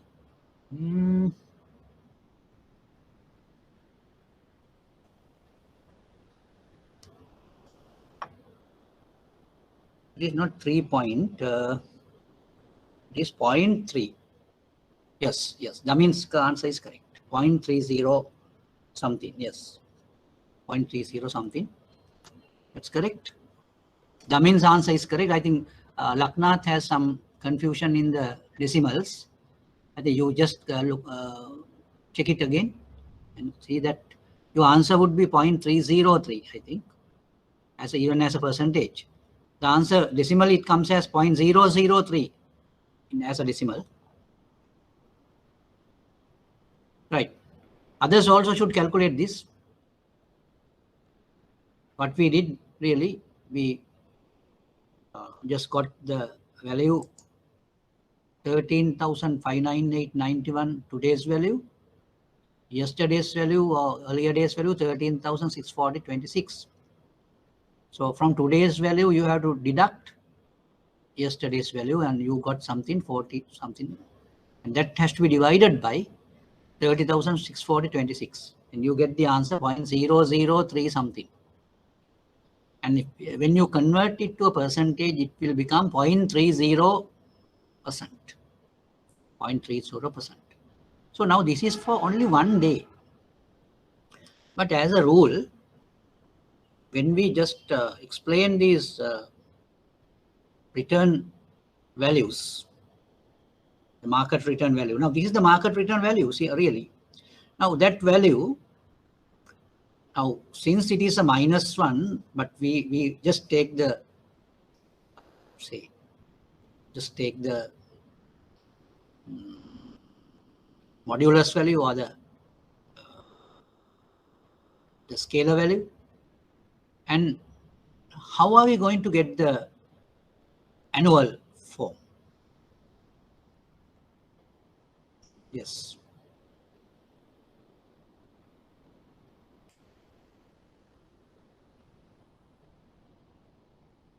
How are we going to annualize this? Means we are talking about only 1 day. In order to annualize, what are we going to do? Because this is the way of calculating the market return.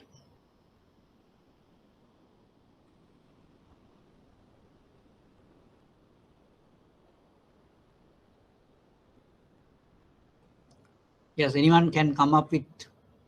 I will show you the formula, what to do.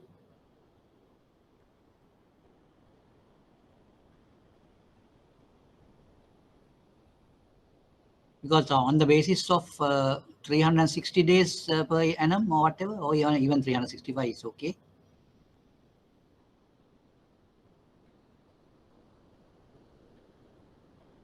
Yes. Can anyone give an answer for that? Now, that means answer is correct. Now, this is a daily basis, daily drop in percentage, the index. But we can put it as a return index since it is a return index, and you can extend it for 1 year, like, with this value, you should be in a position to get it to a 1 year. Then what is the 1 year return? That's what I'm asking.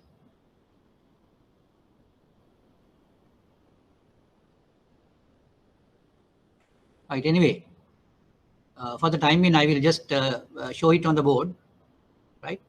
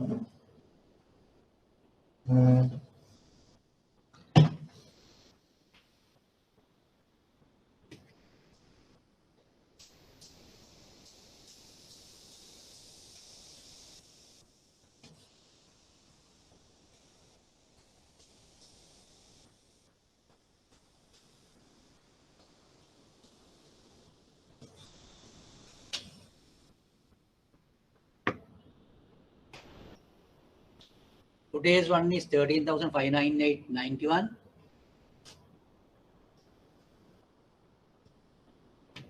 minus 13,640.26 divided by 13,640.26. That comes to the value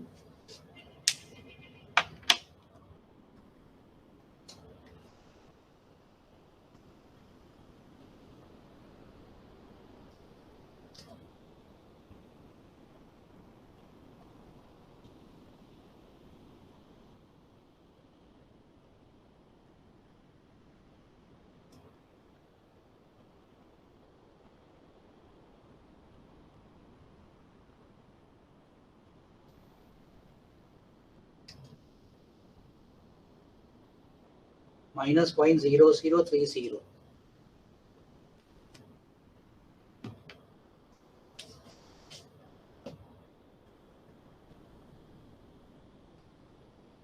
And as a percentage, it is minus 0.30.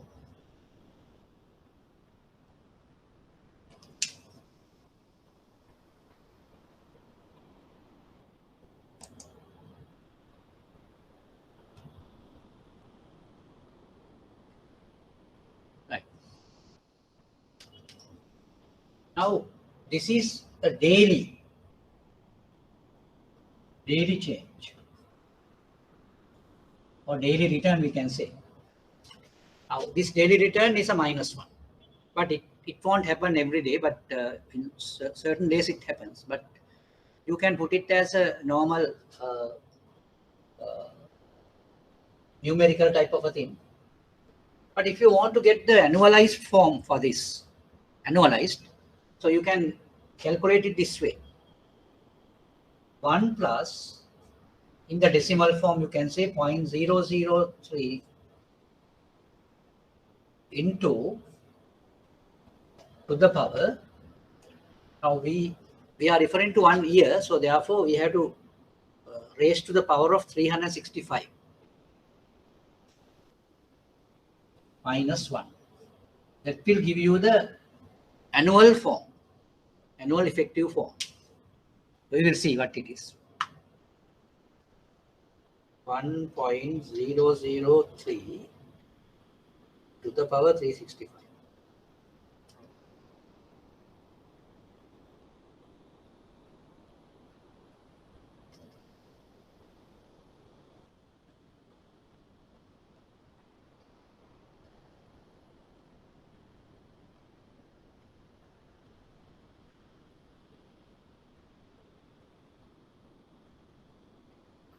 So you get a very big value. But anyway, it's a big value if you calculate, but I don't think that that really gives a certain type of unprobable type of a thing.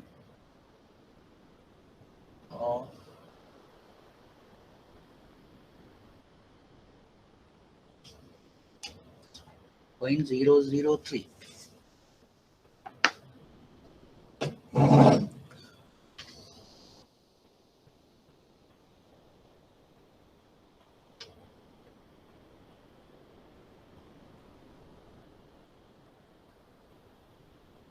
So if you calculate the return in that manner, the return goes to a very big amount. Anyway, the calculation of returns normally done in that manner. I will show you again the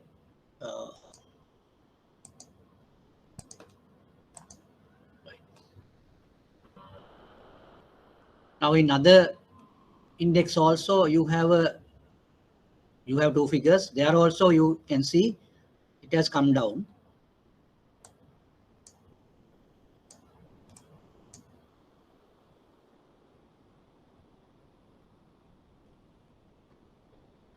Then you get some other details about the market, and it gives the total turnover for the day. Right? That is 3,701,231,28. So that is a good turnover. And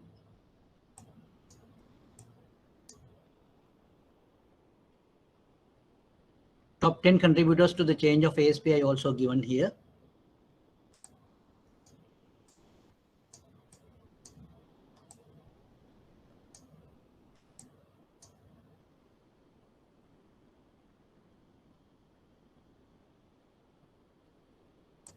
There are several other things which we are going to discuss in time to come. I just want to show you the stock market daily and what type of information we can gather from that publication. And there's another publication I will just show you now.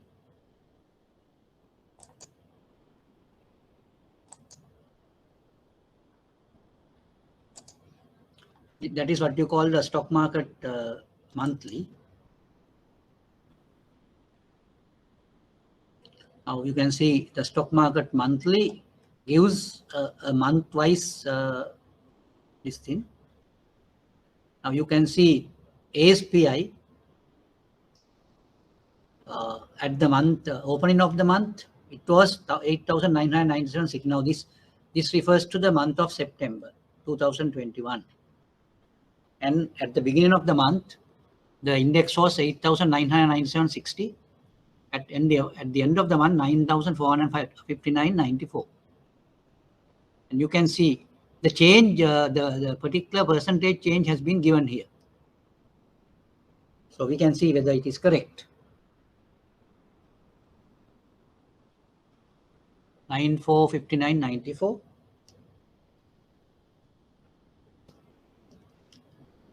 minus 8,997.60.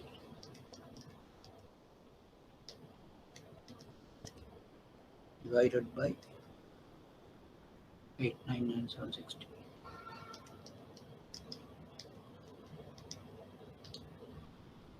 Yes. It comes as 5.14, correct. 5.14. That is the percentage change for the month. Percentage change for the month.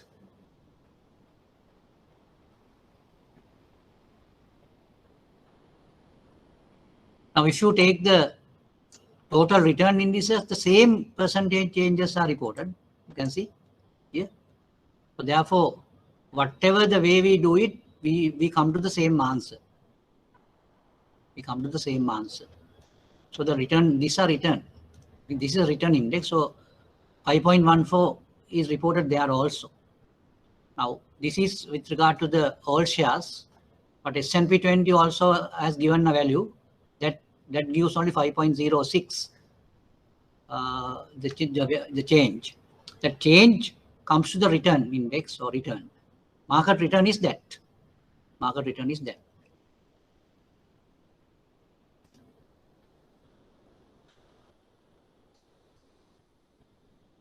Now, I just refer here the monthly publication, CSE monthly.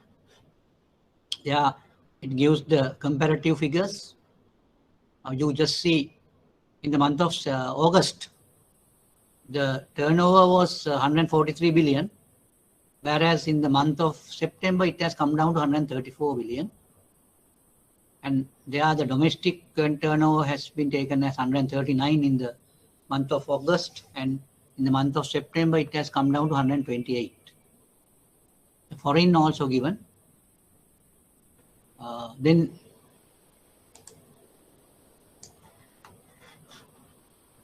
the trades with regard to the equities given here. And what are the other types of trades? The debts also been traded.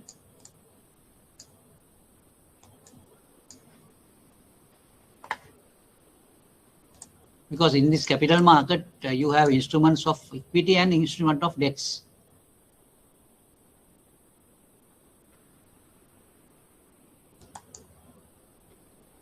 Corporate debts. Yeah. But you can see comparatively, in comparison with equities, the debt trades are very, very low as per the statistics. You can just see there are only three trades happened with 250 shares, 50,000 shares or whatever, and 7 spot trades happened with 1,351,000 trades, and total is only 10.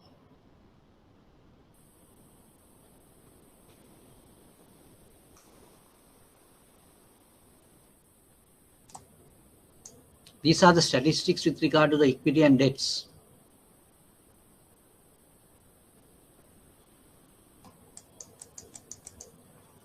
Now here, the equity, the number of equities, different equities which have been in operation were 265 in September. In August, it was 263. So you can see there's a small drop between. If you compare with September same year, that is 2020, last year, that was only 261 companies being traded. But in this year, it is 265. But the debts, only 3 companies traded in September. So here the number of companies or whatever. Here also the same. Now you can see the debt trades are very, very few and far between.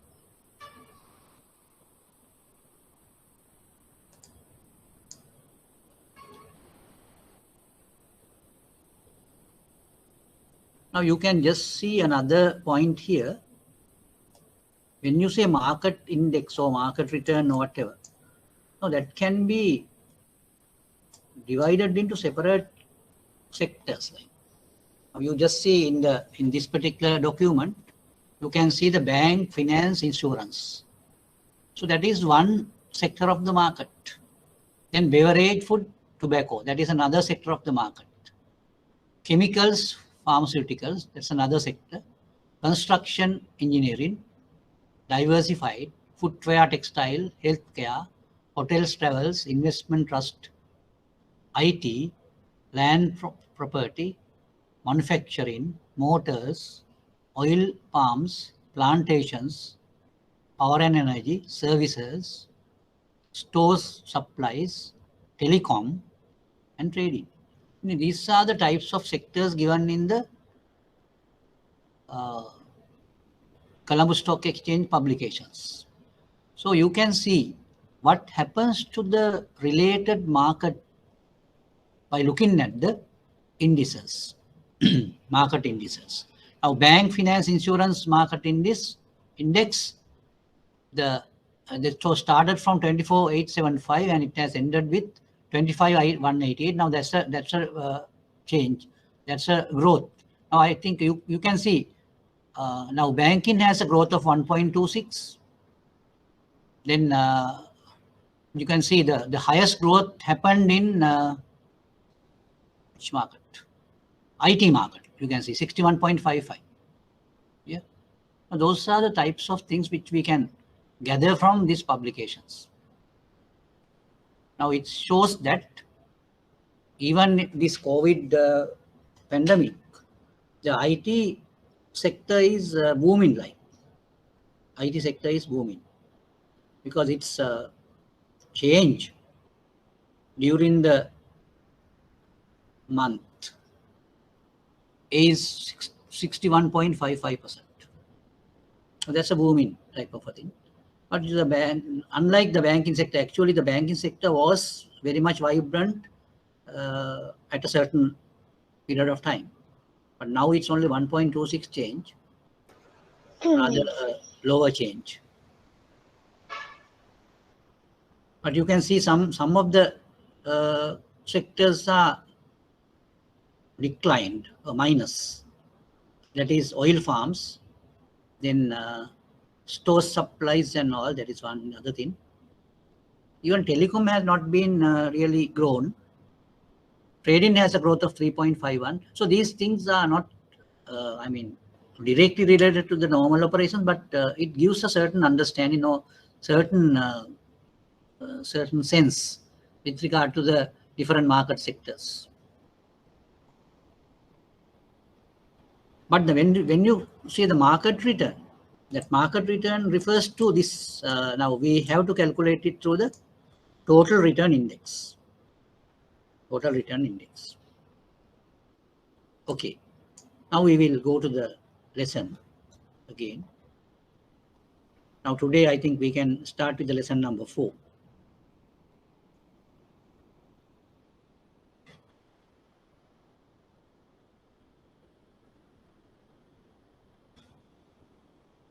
Yes. Now, before going into that, even of course we can just start with this common stock valuation, equity valuation process. Now today we are going to cover these things, or I don't know, we have enough time today to cover all these things, but we will cover it in the next day if we cannot cover it today. The main concepts covered under this lesson unit are as follows. Discounted cash flow approach. Now it is like this. Now when you deal with these investments, all these investments really have future cash flows. Now these future cash flows, the volume of future cash flows and at what time we are going to receive it will give us a certain idea about our investments. At the same time, any person or any investment analyst or investment manager or any director or whatever, a person is really concerned about the future cash flows of the company. And through the future cash flows only, the person can add value to the company. In order to enhance the value of the company, the particular investment analyst or investor or whatever, he needs to manipulate the things in order to have a high volume of cash flows in the future. Not only that, at appropriate time. In addition to that, the investor has to think about the weighted average cost of capital, because the matter here is the present value of all these things will have a bearing on your business. So therefore, in order to add value to the company, the investment people or investment analysts or the officers who are in charge of investments will have to look at the volume of cash flows and its timelines. Not only that, the discounting factor. Now, this discount factor is equivalent to the weighted average cost of capital. Now, you all know when the discounting factor is higher, your present values will be lower. Then in order to have a higher value, your main concern is to minimize your weighted average cost of capital. So that's another part in your investment business. So in the stock valuation also, we use the same methodology to value the stocks. Discounted cash flow approach, we call it. Because we have to just look at the cash flows which will come in the future and on which time it comes. And at the same time, we have to get the present value of all those future cash flows. And when you get the present value calculations or discount it for the present value, we have to discount it on a particular rate. That rate is called weighted average cost of capital or internal rate of return. Sometimes we call it internal rate of return. And it is the weighted average cost of capital most of the time. Now, in this particular case also, we do the same thing. Now, we start with the discounted cash flow approach and required rate of return, risk-adjusted cost of capital of a stock.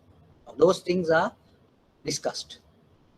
As I told you, the weighted average cost of capital is also equal to required rate of return, risk-adjusted cost of capital or whatever.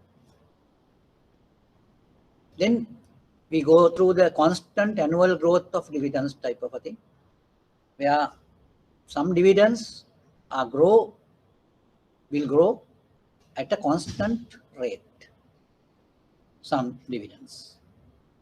Then there's another formula called one-stage model on stock valuation. That also we deal with. And stocks with substantial annual growth of dividends. And two-stage cash dividend model on stock valuation and valuation stocks under earnings approach. Now, these are the things which we are going to discuss under this lesson.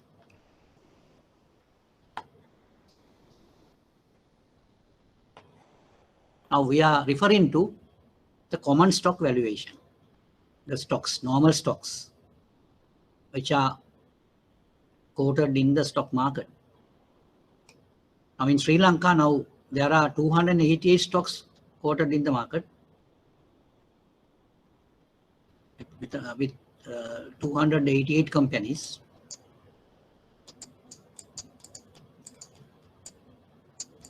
Now we can start with the discounted cash flow approach.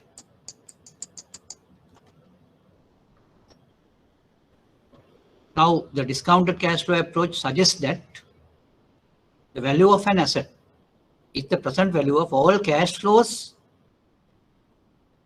an investor can expect from that asset. In common stock, the expected cash flows are the cash dividends and the selling price. Now, stocks, basically, now if someone asks you what is the maturity of a stock, or what can we say? Is there a maturity? No. It's an infinite maturity. So, and we call it, normally we call it a perpetual type of a thing. Perpetual. So it goes forever. That is the going concern type of a concept. So with common stock, the expected cash flows are the cash dividends.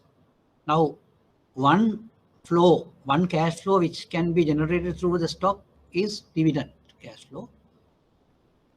And not only that, if a trader wants, the trader can sell the stocks at any time at the market. And he can realize a certain value from that also. So that will be another cash flow which you can expect. That is the terminal cash flow. But if you consider a stock, there you can expect two cash flows. Those cash flows are the dividend cash flows. It might be half yearly or annually, we get it. And the cash flow which you can generate through the selling of that stock. But only thing is the common stock has a life expectancy infinite. Now, if you take a particular dividend cash flows about a certain stock, and since it is a perpetual maturity, you can expect infinite number of dividend payments during its lifetime. Because lifetime is infinite. So the particular price or the value of the stock can be estimated by expecting the dividend cash flows, say annual dividends in year number 1, year number 2, up to year number infinity. That is how the price is determined of a stock. And this is what you call the discounted cash flow approach. Then P note denotes the stock's expected price or value. D1 is the year 1 dividends. Year 1 dividends. D2 is the year 2 dividends. Year 1 now. Here it really explained it.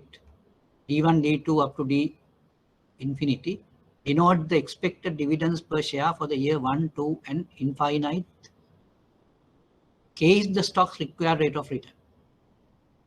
So that required rate of return is necessary for us to calculate the present value. Now you can just look at the formula here. D1 is the first year's dividend cash flow. That will be present valued by dividing it with 1 plus K to the power 1. D2 is the year 2's dividend cash flow. That will come at the end of the second year. And it is present valued to today's. That present valuation can be done by dividing it by 1 plus K to the power 2. Now if you take the third one, that would be D3, which even though I have not mentioned about it, D3 divided by 1 plus K to the power 3 comes as the next present value of the next cash flow. Likewise, it goes all over up to infinite levels. So this type of a series is called an infinite series because there's no limitation for this. You can, if someone writes something here, another person can write value, some higher thing later on also.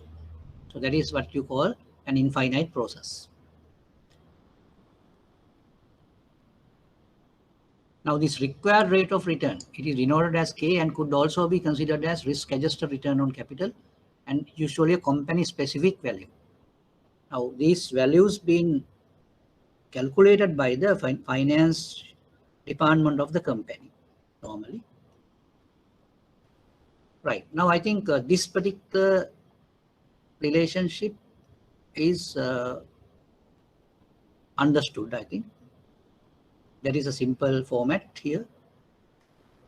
But when we go to the next topic, that is stocks required rate of return, that we have already gone through. And then we need to go to the constant annual growth of dividends. Now, this is a specific thing which can happen to a company because the dividends grow with a constant rate. For example, this year, if a company pays 5 rupees per share this year, and next year it is say 8 rupees. What is the rate of growth? 3 over 5. 3 over 5 is 60%. Yeah, 60%. 60% is the growth rate. Now, next year also, if you follow the same growth rate, you can calculate what would be the third year's growth rate. Sorry, third year's dividend. Now, first year dividend is 5 per share. Second year dividend is 8 per share. What would be the third year dividend? 8 into 8 plus 8 into 60%. So that will give you the third year's dividends. So likewise, I have just mentioned here the way it comes. Now here the D0 is also defined. D0 is the year 0 or the current year's dividends. So D1 comes with D0 multiplying with 1 plus G. G is the growth rate. G is the growth rate. I think that is understood now. If you just do it this way, say this year's dividends is, as in my example, I gave it as 5 per share, and growth rate is 60%, right? Then in the second year it would be 8. We can see how it comes. Now D0 is 5 into 1 plus G is 60%. 60% is 0.6. So 5 into 0.6, 1.6 will give you the second year's return. 5 into 1.6. That comes to 8. 5 into 1.6 comes to 8. That is how the second year's dividends come, or the first year's dividends come. Now, if you want to get the second year's dividend, then what you are going to do? You have to get the first year's dividends, that is 8. 8 into 1.6. That will be 12.8. 12.8 would be the dividends for third year, or D3. So, sorry, D2. D2. Now, if you want to get the third year's dividends, then you get 12.8 into 1.6. That comes to 20.48. So likewise, you will be in a position to calculate these things. I think that's not very difficult. You can just keep these things like this, and then we will see how we can have another format. Now, what we have done here is, now you can just look at this particular equation. D1 is the first year's year number 1, one's dividend, not the current year, first year. Now D0 is the year 0's dividends. Now year 0's dividends being multiplied with 1 plus G. G is the growth rate. And in order to get the year 1's dividends, you have to get year 0's dividends multiplied with 1 plus G. G is the growth rate. And at the same time, you can get D2, that is the year 2 dividends, by multiplying D1 with 1 plus G. Now in the this line, what happened is you substitute the value of D1 from here. Or in other words, D1 is equal to D0 1 plus G. in the place of D1. Instead of D1, we put here D0, 1 plus D. Then you get D2 as D0, 1 plus D squared.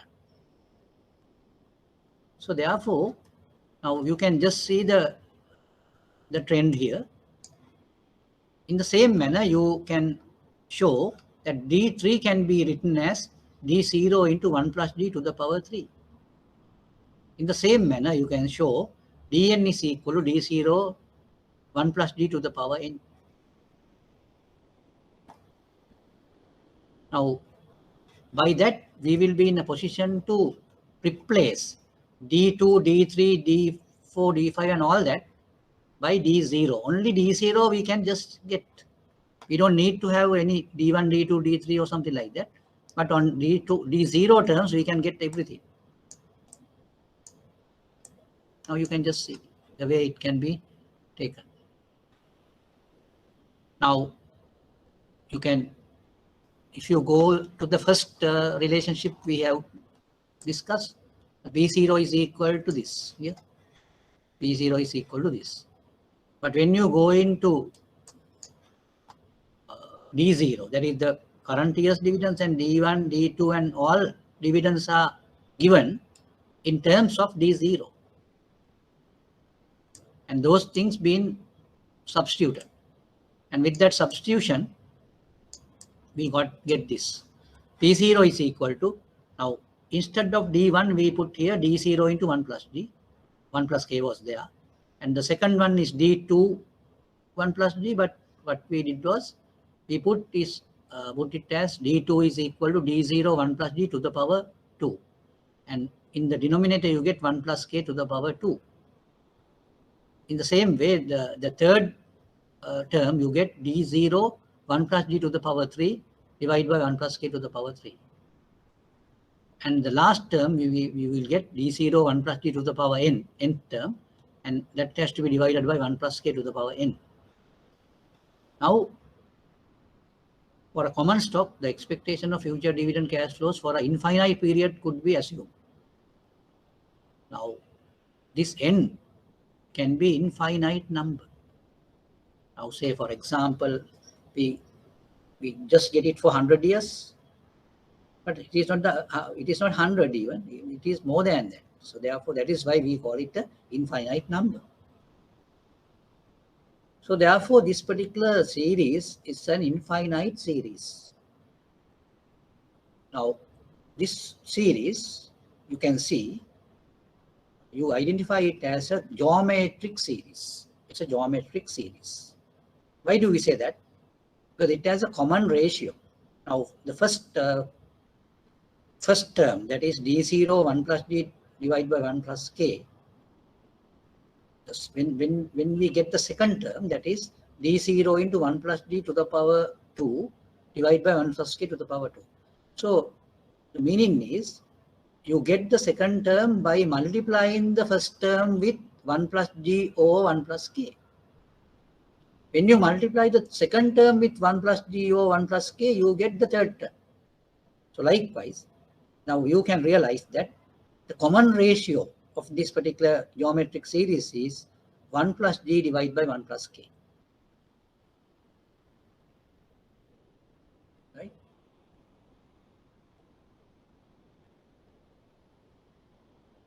Now, in order to have a finite value for this price, invariably this 1 plus D divided by 1 plus K should be less than 1.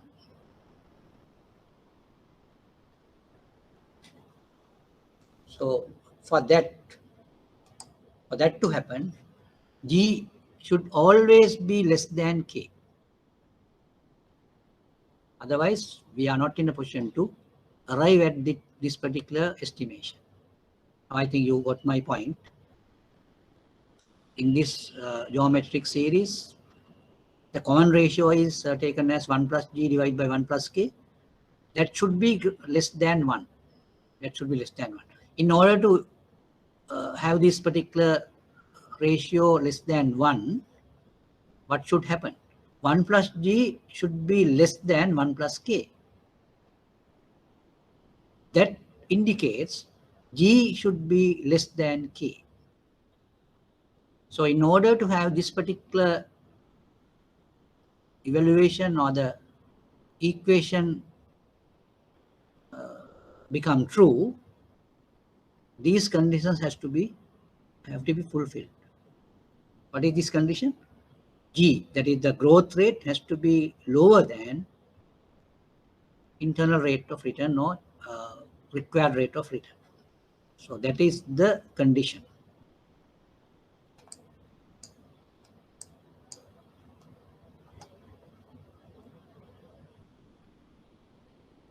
But if you take the right hand side of the equation, and that equation on the right hand side gives us a infinite series, but we can assume that if the series tends to infinity and common ratio is less than 1, therefore you get a finite value for the summation of this series.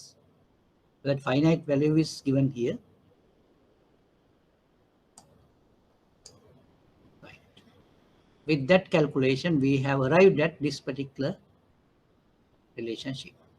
So P0 is equal to D0 into 1 plus G divided by K minus G. Now, in order to hold true this particular relationship, K has to be greater than G, or G is to be less than K. Same thing. If K is less than G, what would happen? If K is less than G, what would happen? The denominator will become a minus figure and the whole thing will become a minus figure. Then can a price of a stock be a minus figure? No, you can't. You can't have such a situation. What do you mean by a minus price? I am just asking you. It's a very interesting type of discussion. Now I'm just asking you, what is the physical meaning of a minus price?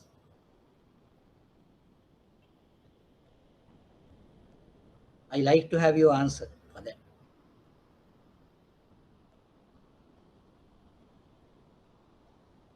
What is the physical meaning of a minus price?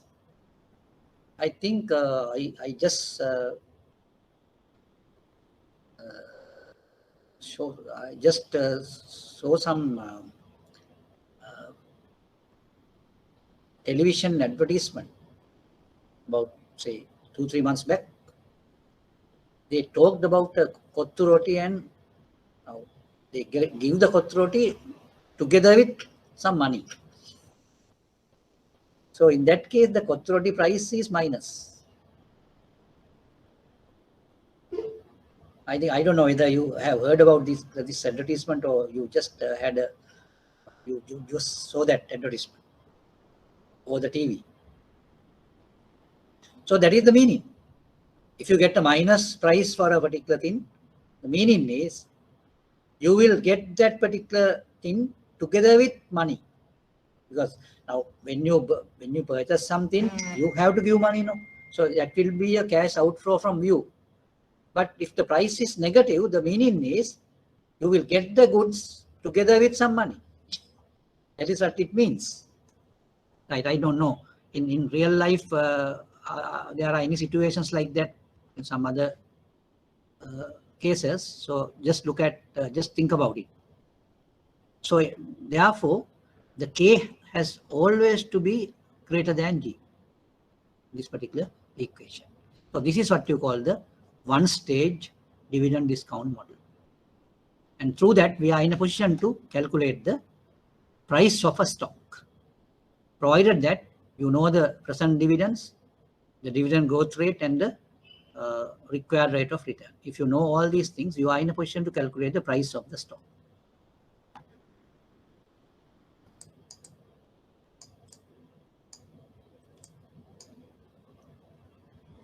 And now when I say D0 into 1 plus G, that is equal to D1. 2 to be put in a simple form, we have put it as P0 is equal to D1 divided by K minus G. It is so simple as that. That is what you call the one-stage model for stock valuation.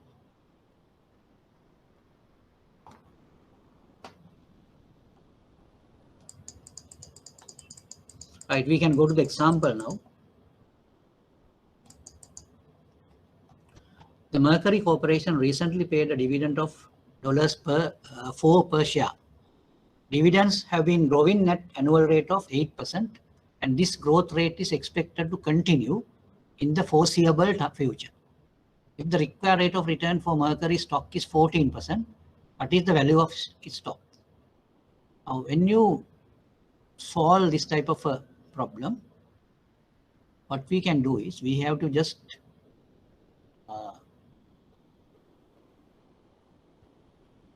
take down the data points or the information given in the question. Now, the question says, recently paid a dividend of $4 per share. Now, that dividend is the current dividend, so it is equal to D0. D0 is equal to 4. Then dividends have been growing at annual rate of 8%. So that's a constant growth rate, so that is G. G is equal to 8%. And K is 14. K is 14. K is the required rate of return. Now, with all this data, we are in a position to calculate the stock price. So we have to apply this particular formula. The formula is P0 is equal to D1 divided by K minus G. But D1 can be substituted with D0 into 1 plus G. So we don't know D1, we know only the D0. So therefore we have to get D1 here as per the formula. So D1 is D0 into 1 plus G. Right. Now the solution is given here. D0 into 1 plus G comes to the numerator. D0 is 4. 4 into 1 plus G is 8%, that is 0.08.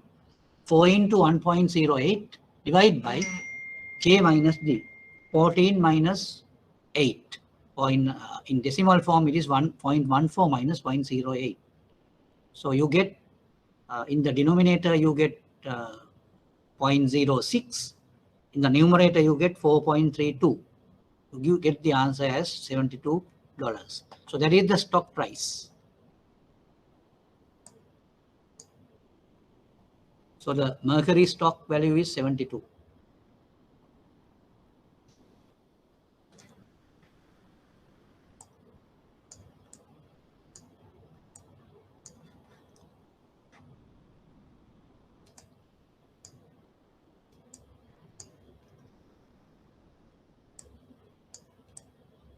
Right, we will go to the second example. The Jackson Corporation has a required rate of return of 16% and its current dividend is 3 per share.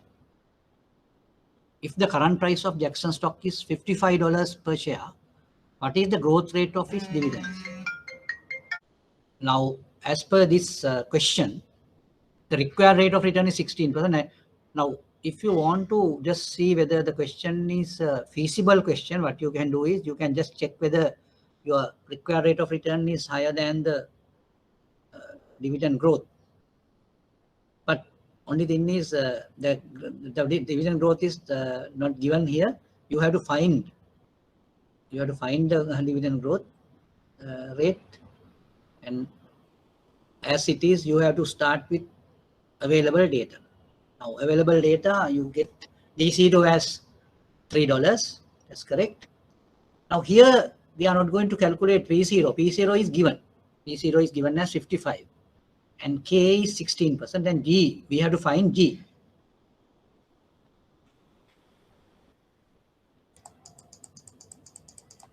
So then we apply the equation. The equation is P0 is equal D0 into 1 plus G divided by K minus G. So we substitute the values as given in the equation.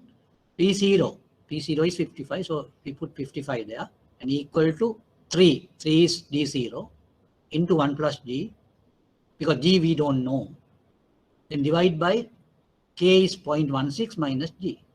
And we can solve this equation. I have given the method which I have followed in solving that equation. 55 into 0.16 minus G equals to 3 plus 3G.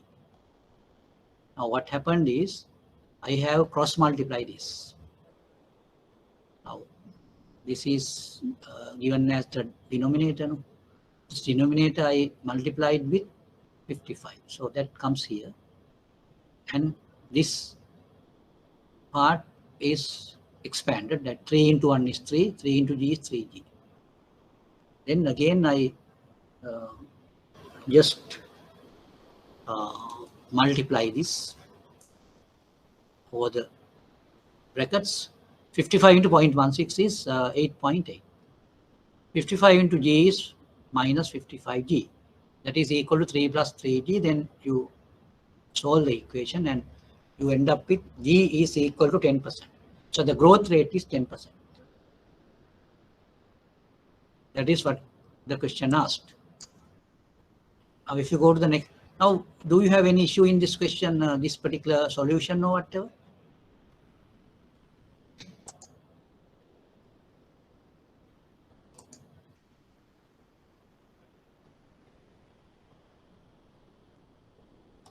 Yes, Geethanjana's answer is correct for a physical meaning of minus price.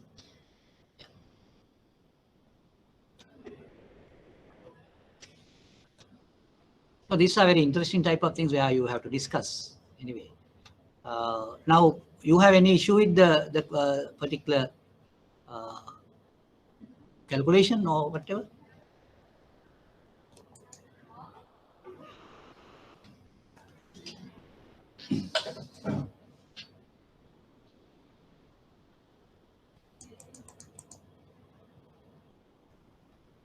Right, we will go to the next example. The common stock of the Blue Diamond Corporation is currently selling at $60 per share. Then the P0 is given. Dividends per share have grown from 150 to the current level of 4 over the past 10 years. Now, this is a little peculiar type of question. They are not given the growth rate directly. So you need to find out the growth rate by looking at the data of the question. Dividends per share have grown from 150 to the current level of 4 over the past 10 years. Over the past 10 years. And this dividend growth is expected to continue in the future. What is the required rate of return for the Blue Diamond Corporation? Now here the price is given.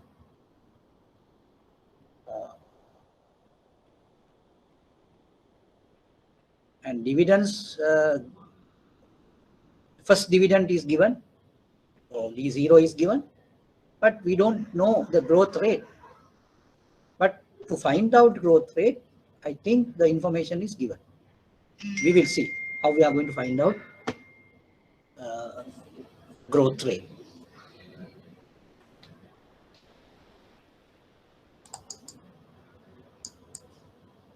Right.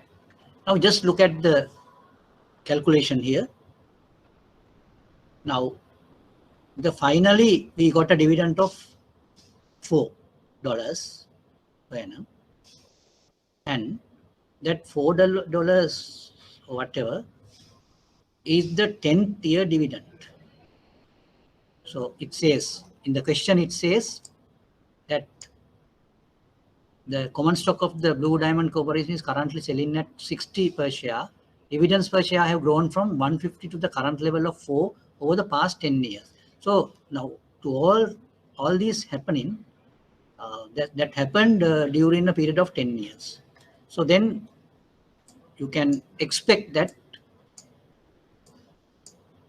the current dividend has gone to 4 during a period of 10 years. So we can just do this particular calculation. So 4 is the dividend after 10 years. So that we can calculate by multiplying 150 with 1 plus d to the power 10. Then you solve this equation. 4 divided by 1.5 equals to 1 plus d to the power 10. Then 1 plus d to the power 10 is equal to 4 or 150. No? So then what is 1 plus g? That is the 10th root of 4 divided by 1.5. That comes to 1.1031. And when you take 1 to the other side, it becomes minus, and the g becomes 0.1031 and 10.31. So that we can apply to the one-stage model. And by applying it to the one-stage model, you will come to the, you can just find out K from that. Because here we already calculated the growth rate, and growth rate can be substituted here. D0 also we know, P0 we know. Then we can calculate the things and find out K. That is the only unknown thing here. So K can be found. So that comes as 0.1766, 17.66. The required rate of return for the Blue Diamond Corporation is 17.66. Okay. Now this particular thing, I think I can just explain on the board if you want. I don't know whether you need it or not. What do you think? Is that okay? I mean, the details given in the lesson is enough for your understanding?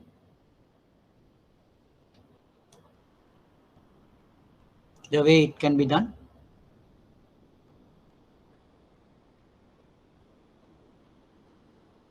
What do you think? Right, okay, then we can go to the next part of it. Or we can just solve a question again, solve a problem.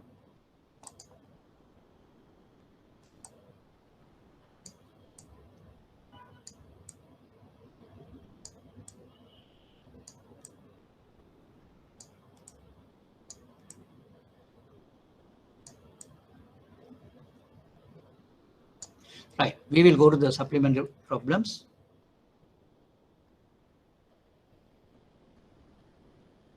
Right, the first question. The Bahira mining company has been experiencing a 6% per year decline in its cash dividend growth rate for the past 5 years. Now, as we talked about growths, but this particular question has given a situation where the company is experiencing a decline of dividends. So it is not a growth, it is a decline in rate. So how are we going to deal with that? You can deal with that. Yes, tell me. Can you give an answer for that? How you deal with that? Now, since it is a decline.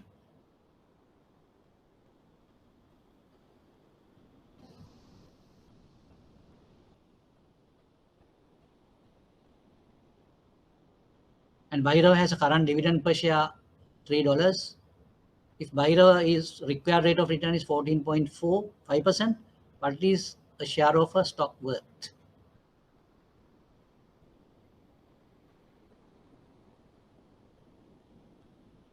Anyway, I will put the things on the board.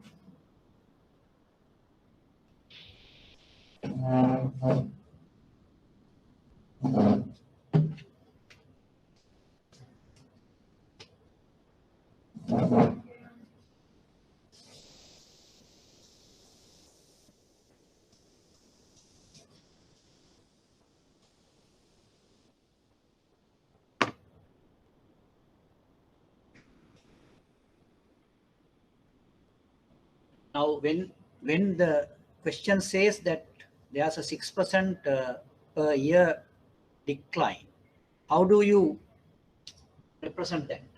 G is equal to minus 6%. That is how we can put it. G is equal to minus 6%. Then this decline is expected to continue. Bahira has a current dividend per share of 3. So you can say D0 is equal to 3. D0 is equal to 3. If Bahira's required rate of return is 14.5%, so that K is equal to 14.5. What is the share of the stock worth? Right. Now just look at the explanation here.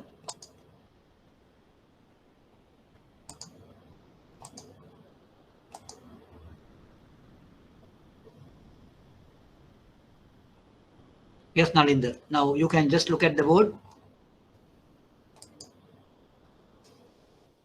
I have put the given information here in this form, and if you want to apply the formula in one stage dividend discount model, that is P0 is equal to D0 into 1 plus G divided by K minus D. Now read the formula, right? Now we are going to evaluate P0.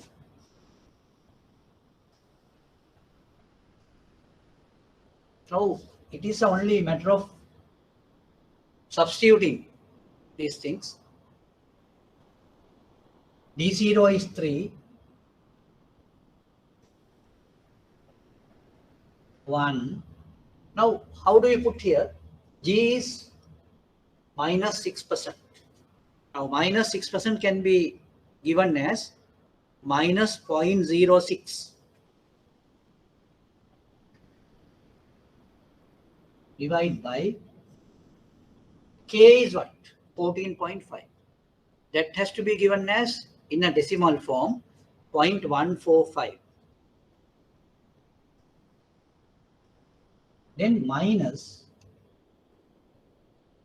G is a minus value. So minus, that is 0.6.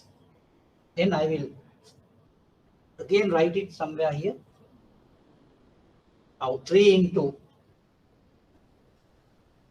1 minus 0.06. What is that? 0.94. 0.94 divided by 0.145 minus 0.06. What is that? Now this will become plus. So 0.145 plus 0.06.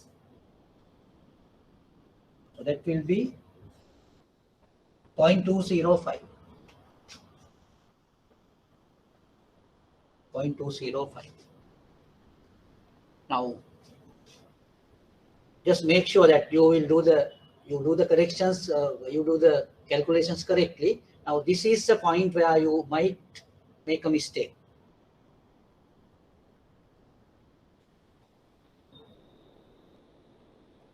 Now, we do the calculations. 3 into 0.94 comes on to the numerator. 3 into 0.94. So the numerator becomes 2.82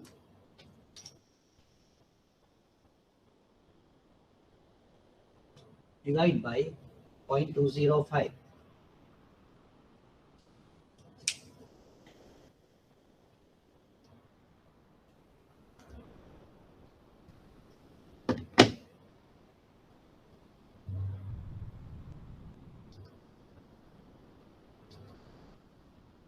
Yes, the answer would be 13.756, and we can put it as 13 and 76 cents.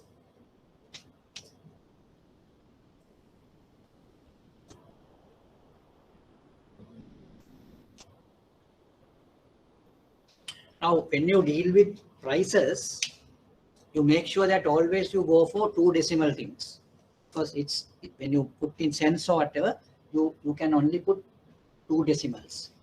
Therefore, you always try to get it for 2 decimals. So the P0 is equal to 13.76.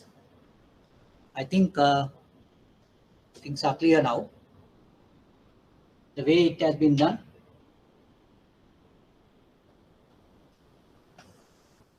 Any questions on that?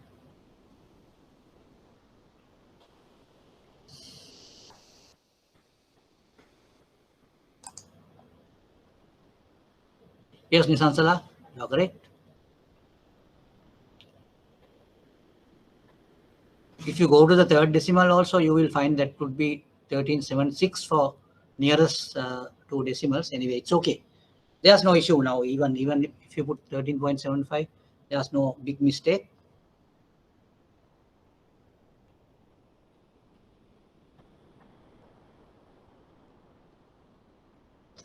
Right. Now, this gives you a certain understanding, and we will see the next question also.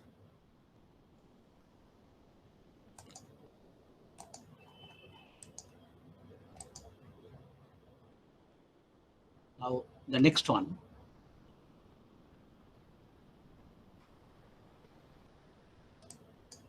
Now, rather than the calculations and all, you have to think about the physical type of implications of this type of a question, because you can make use of this knowledge in your day-to-day operations, and you need to relate it to your required environment. So that is the most important thing than working out sums. Now, if you work out sums in a mere number game, that won't help. That won't help, because you need to understand the whole environment when you do the calculations or whatever, and it has to be taken into your mindset, and it's a decision making type of a rule, or decision making decision support type of a thing. So then you can take a decision in an informed manner. That is the necessity of doing this type of questions.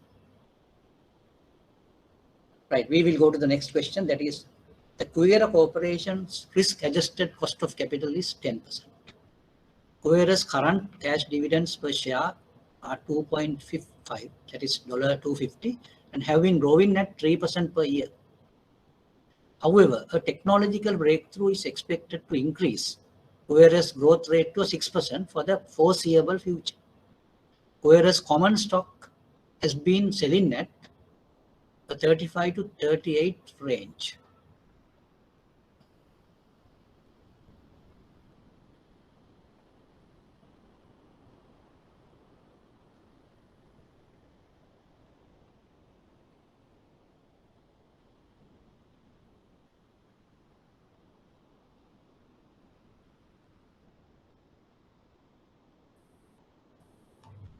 Right. Now, first of all, this question is a little, there's a little challenge here, but if you get it in a proper perspective, I don't think that you get so much of a confusion, but just look at it and see what that particular question is talking about.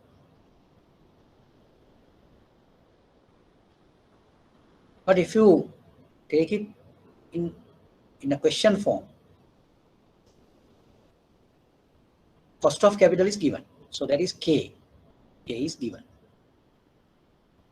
Dividends per share is given, that is D0, 250 is given. Growing at 3% per year, then G is 3%. Now, there's another story starting, however, technological breakthrough is expected to increase, whereas growth rate to 6%.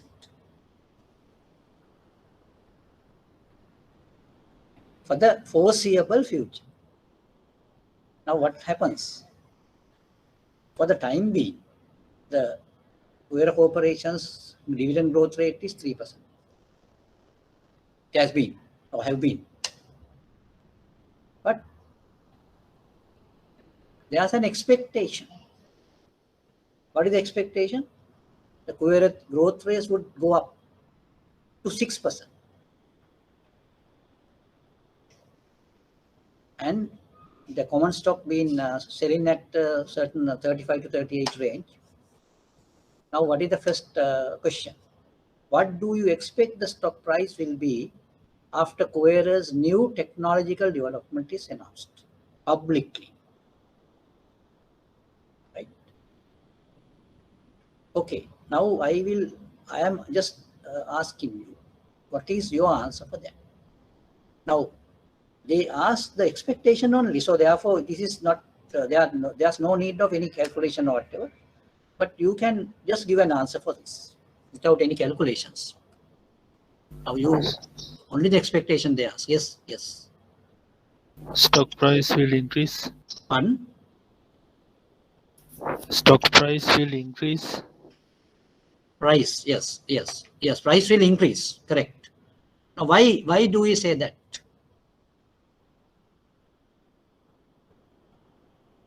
So you can just give logical type of answer, and your answer is correct. It will increase. The price will increase. Because there is an expectation for a growth in near future. Expectation for a growth is there, and not only that, when the growth rate goes up, as a result, what will happen? The price also will go up, no? Because if you go to the formula says D0 is equal to D0 into 1 plus G divided by K minus G. When G is going up, what will happen? G is going up, what will happen? 1 plus G will go up, is it? 1 plus G will go up. Then what will happen to K minus G? K minus G will go down. And both things will result in the increase of the whole figure. So what is the whole figure? D0 into 1 plus G minus divided by K minus G. The whole thing will go up. So that is why you said the share price will increase. It will go up because the dividend growth rate has gone up. Now you can just keep in your mind that as a rule, when the dividend growth rate goes up, what will happen to the stock price? Invariably, it will go up. Invariably, it will go up because the formula for stock value, that is that one-stage dividend model, that shows through the equation, when G goes up, the numerator will go up, denominator will go down. Now, what is the resultant of that? The result of that would be when the numerator goes up and denominator goes down, you will have a higher value. So that shows the stock value will go up. Have you got my point? Have you got it understood?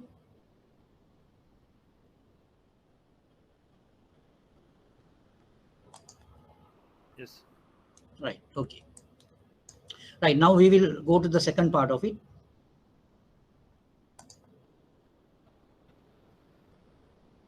Does the stock price change you suggested in part A seem rational in view of the fact that the Coira Corporation will still have the same management, the same physical assets, and the same products as it did before the announcement of new technology?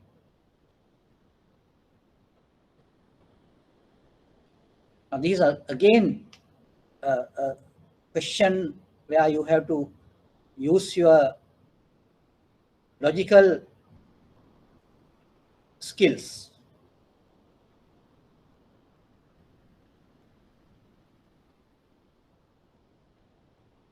Yes.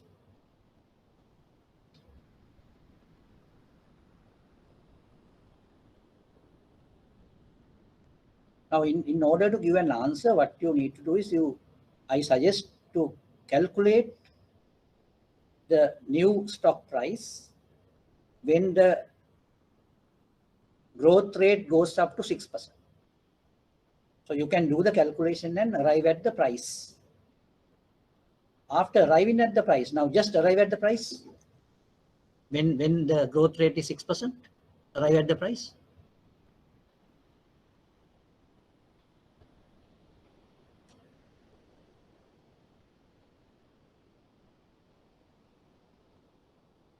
When the growth rate is 6%.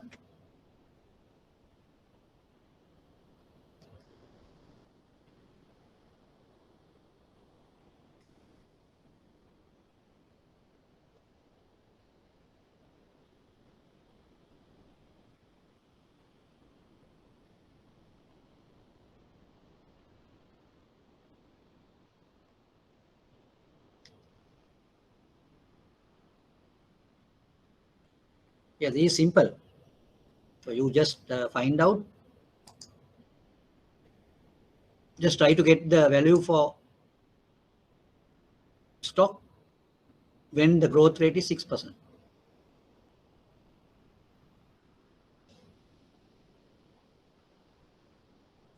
Yes, Nisansala, can you try it?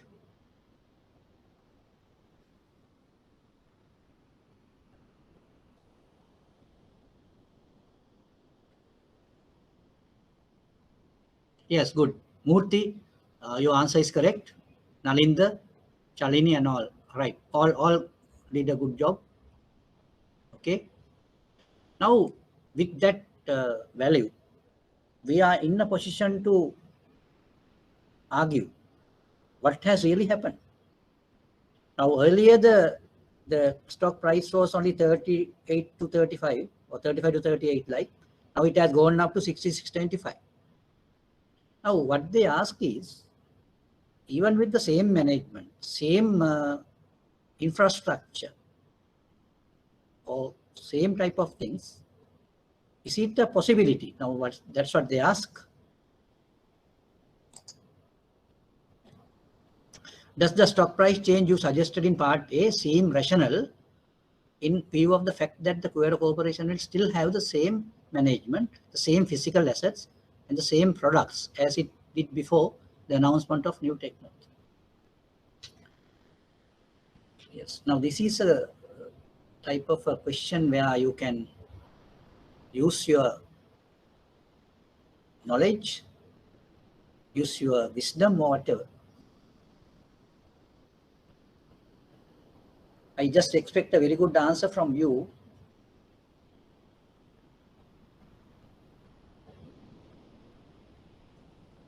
What I need you to do is don't just rely on these calculations only, because you need to have a thinking process which can relate to the calculations.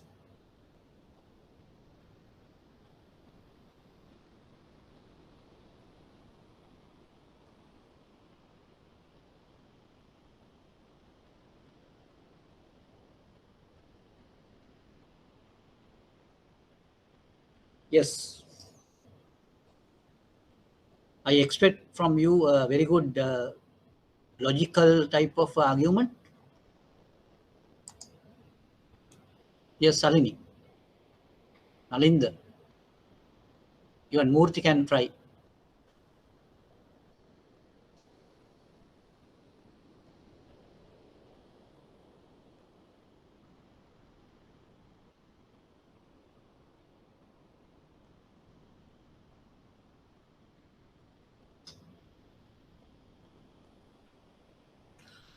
Yes, Salini's answer sounds correct. Yes.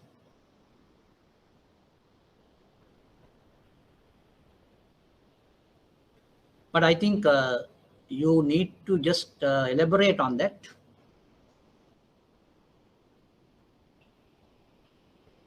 Yes. Now, I think the you have given the result, not the cause of it. Yes, good.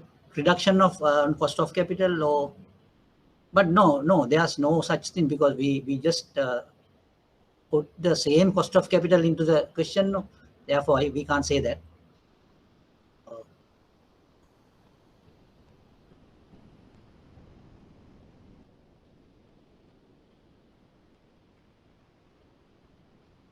The word has not come yet.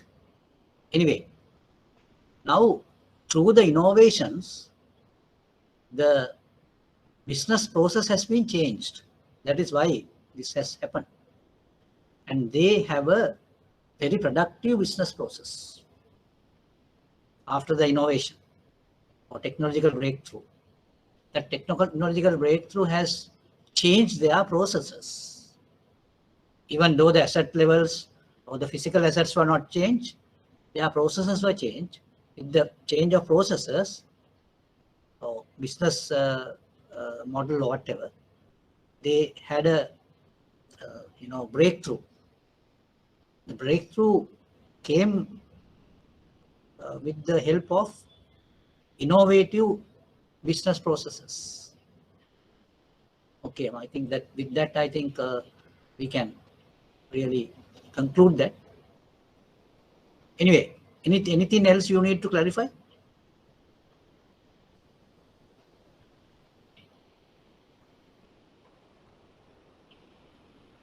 Anything else to be clarified?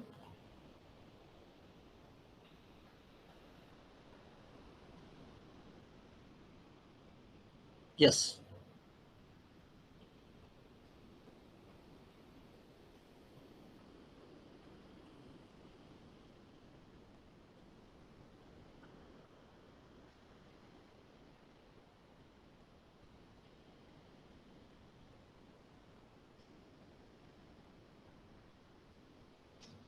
Murthy's answer is also makes sense.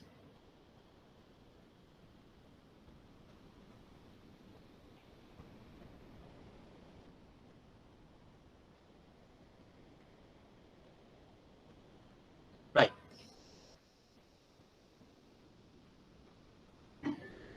And I just ask you to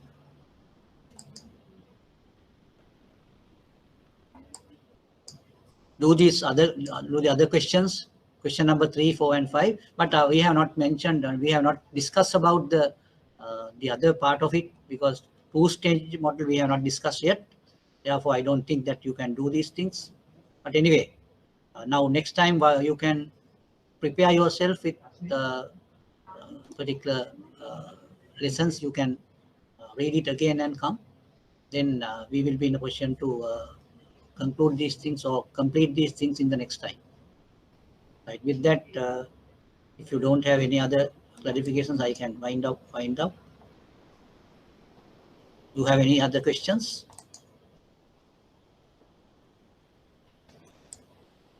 Right. With that, I wind up the session today. Thank you very much for all of your active participation, and I request all of you to participate actively in the sessions, even in time to come.